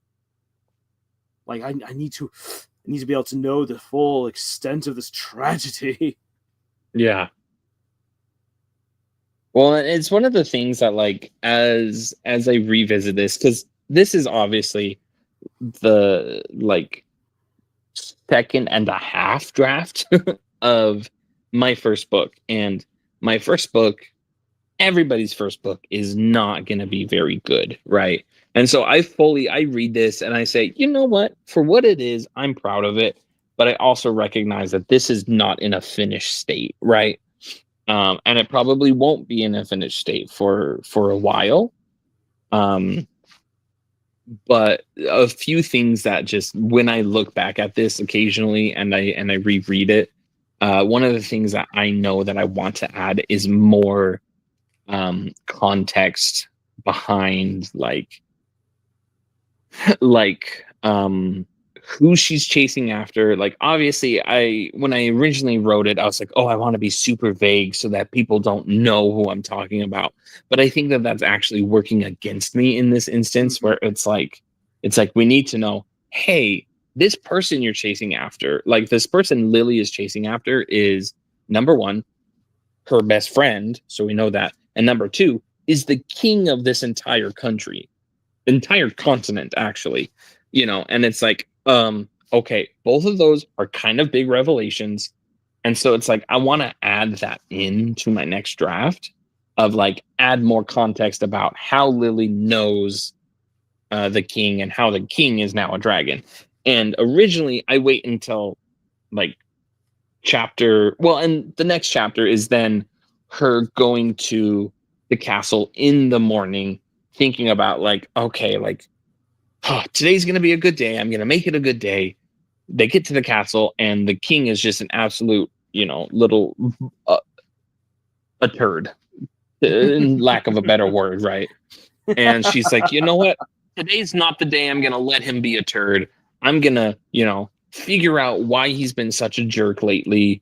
We're going to get to the bottom of this, because this is not who he is. This is not the Paven that I grew up with, that I became super good friends with. He's changed ever since he's gotten the crown, and I'm going to get to the bottom of it. And then you find out that, oh, Paven is the one who turned into the dragon, right? And it's like, I kind of want that. And maybe the progression of realization that, like, is maybe okay. But that's something that I'm not really going to know until I do more beta reading with my story. And so, yeah, those are just kind of some of my thoughts on that. And I think, real quick, like, you have like, and this is where I said, like the beta testing and getting other perspectives, I think, can really help out, because I see value in both approaches, where it's like it's a little bit more vague at first, like, where it's like, okay, it's vague, and we're building up to, oh, Paven the king is the dragon. Okay, well, now I understand a little bit more, and then what I know is how, as the story goes on, we get the backstory slowly of of the events that led up to this transformation, and the slow burn, the slow acquisition of all of those answers, where you're just left with a bewildering problem, is rewarding. However, it's also, like, really gripping. Like, there's the difference between, like, rewarding, like that slow burn reward, versus the immediate grip of, my best friend the king is now a dragon, and you're like, what? Okay, how? Why? Yeah. And then the search for answers. they're the same. It's the same journey, but taking a slightly different route to get to the answer in terms of the communication of the answer. Yeah. So, Well, I like so what Fabio it's said about finding here. what people think is best. Sorry. Yeah. Oh no, that's okay. I was just looking at what Fabio said. They said, thinking of minutes. If I were in your place, I'd certainly go with, why is my best friend a dragon? Which is kind of how I worded it. Correct. He's supposed to be the king, damn it. That is a great way to kind of go about it. Where it's like kind of that would be a great way, because then it's like in the character's own head. It's not like the character's like, oh, this dragon is also the king. It's like, you don't have to explain that like to me, because it's like the context of, he's supposed to be the king. Why the hell is he a dragon? That is like kind of gives you all the context you need without it being spelt out for you. And I think that is some really good advice. So thank you. I appreciate it. Mm-hmm.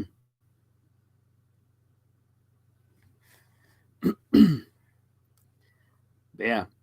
And well done, Nate. Thank even you. though it's not entirely polished just yet, it is still good. I appreciate it. I'm proud of what I've created, even if it's not ready to share with the entire world yet. Mm-hmm. It's not in a publishable state, but that doesn't mean that I can't be proud of it. That's what I mean. Yeah. So that and really kind of on that note, since Nate and I have both shared some of our own works, this is the way that we've kind of been conducting this. This is what I hope to do in 2 weeks' time.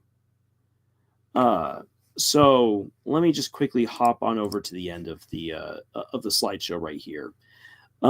This right here is effectively the assignments, and again, I'm going to be doing this as well, and I'm actually going to be starting even more at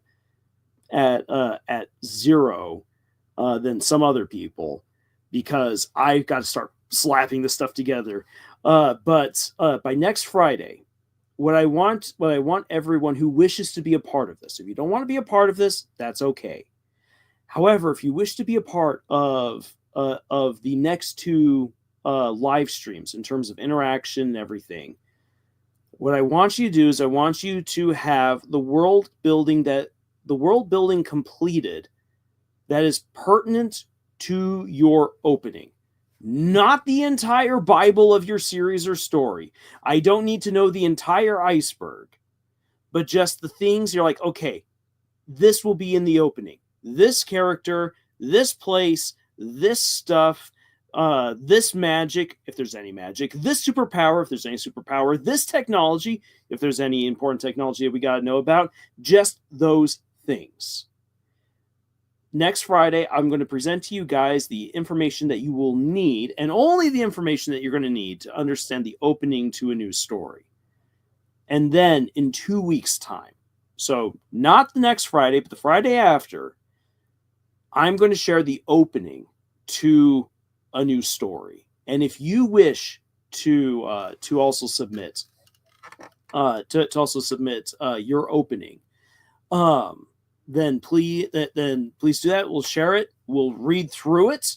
We'll have a discussion, and you can pose questions and the likes, and we'll have some responses, and we'll try to hit as many openings as people post. Now, Draj immediately asked a good question. Okay, but how does one submit the opening?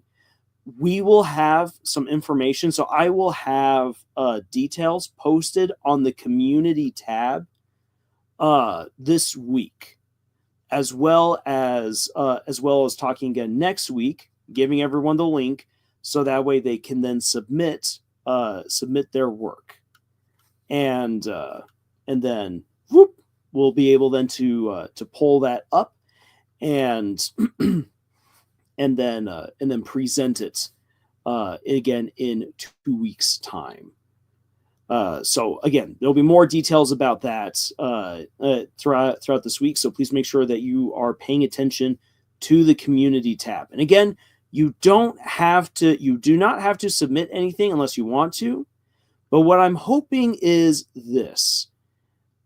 that you do at least try writing, even if you don't share it with us, that you do already start working on the opening to a story. If you've already got a story that you're working on, then why not take this as an opportunity to come back, do a little bit of editing if you need to do a little bit of editing, or if you feel like it's really great, take this as an opportunity to show off. Or at least for yourself, if you don't want to show off, you can say, I did do it and I feel justified in what I did. Or maybe you're going to learn something else. This is an opportunity for every single one of us, whether we're at 0 or finished, to learn and to improve. That is what this exercise is all about, and to get you writing. That is the hope. That's the goal. That's the dream. Love that. I think I'm going to try and make it next week. But I am going to try and find some time this week to look over my my wild card story, because the beginning of that is not very what's the word? Like it's not very well not thought out. Oh my gosh, my words are failing. It's starting to get late. Yeah, it's getting late. Yeah, it's not fully fleshed out. That's the words. It's not a fully fleshed out opening, but I've written quite a bit in that story. And so I think this is going to be a good excuse to go back and kind of reevaluate the beginning. And so if I can make it next week, I'm going to present some of that story's work. Awesome. Yeah, and I'm looking forward to sharing what I've already got for this. I'm going to start tackling Gear Witch. Yes. Which I am excited to do, and I have to make sure I do not get derailed by the story that popped into my head earlier this week, where I'm like, what if I did a prequel about her brother, because her brother's really cool, and I'm like, I want to do this later. Put that on the back burner. Yes, brother comes later, and his crazy story. We will get to that eventually. Let it simmer for a little bit more, bring out those flavors, and then we can really slammer in. Yeah, I want Mary Berry and Paul Hollywood to compliment me for my flavors. Yes. Real quick though, before we do close this on out, because Jiraj had a question in regards to his story that I tried answering, and then I got kind of cut off while in mid response, so there wasn't actually a good answer to it. But in regards to your fan fiction for Murder Drones, and how you're having Tessa come back after Sin gets melted, as to the best of my understanding what's going on there, and how that doesn't immediately become plot armor because she's now effectively immortal. Again, just remember this, Jiraj, is that as far as plot armor goes, it's not just about whether you live or die or whether you can be injured or not. It is about the choices that characters make, and that they can receive negative repercussions, negative consequences for the choices that they make. If Nessa comes back after Sin, sure, she may be immortal or what have you, but that doesn't mean that you still can't put her through the ringer somehow. Either feeling guilt or feeling the PTSD of having to witness everything that Sin did while puppeting her body. Maybe she makes the wrong choice. Maybe she's jealous of N. Maybe she's jealous of Uzi and tries to break up Uzi and N. There's so many different things that you can do. You just got to get a little bit creative. Yeah, you could have some some unseen consequences of becoming immortal. Just thinking about in the 2018 version of God of War, one of the characters is immortal, but the immortality comes with the side effect of not being able to feel. So this character can't feel pain, can't feel touch, can't feel anything, and it drives that character mad. It literally drives him to search out the one person known to be able to kill gods, because maybe he might be able to make him feel something. You know, like there could be, not saying that that's the direction you need to take it, but there are so many ways that you can make immortality be a curse rather than a blessing, and that would completely destroy any plot armor. Yeah. Yep, Balder. Mm-hmm.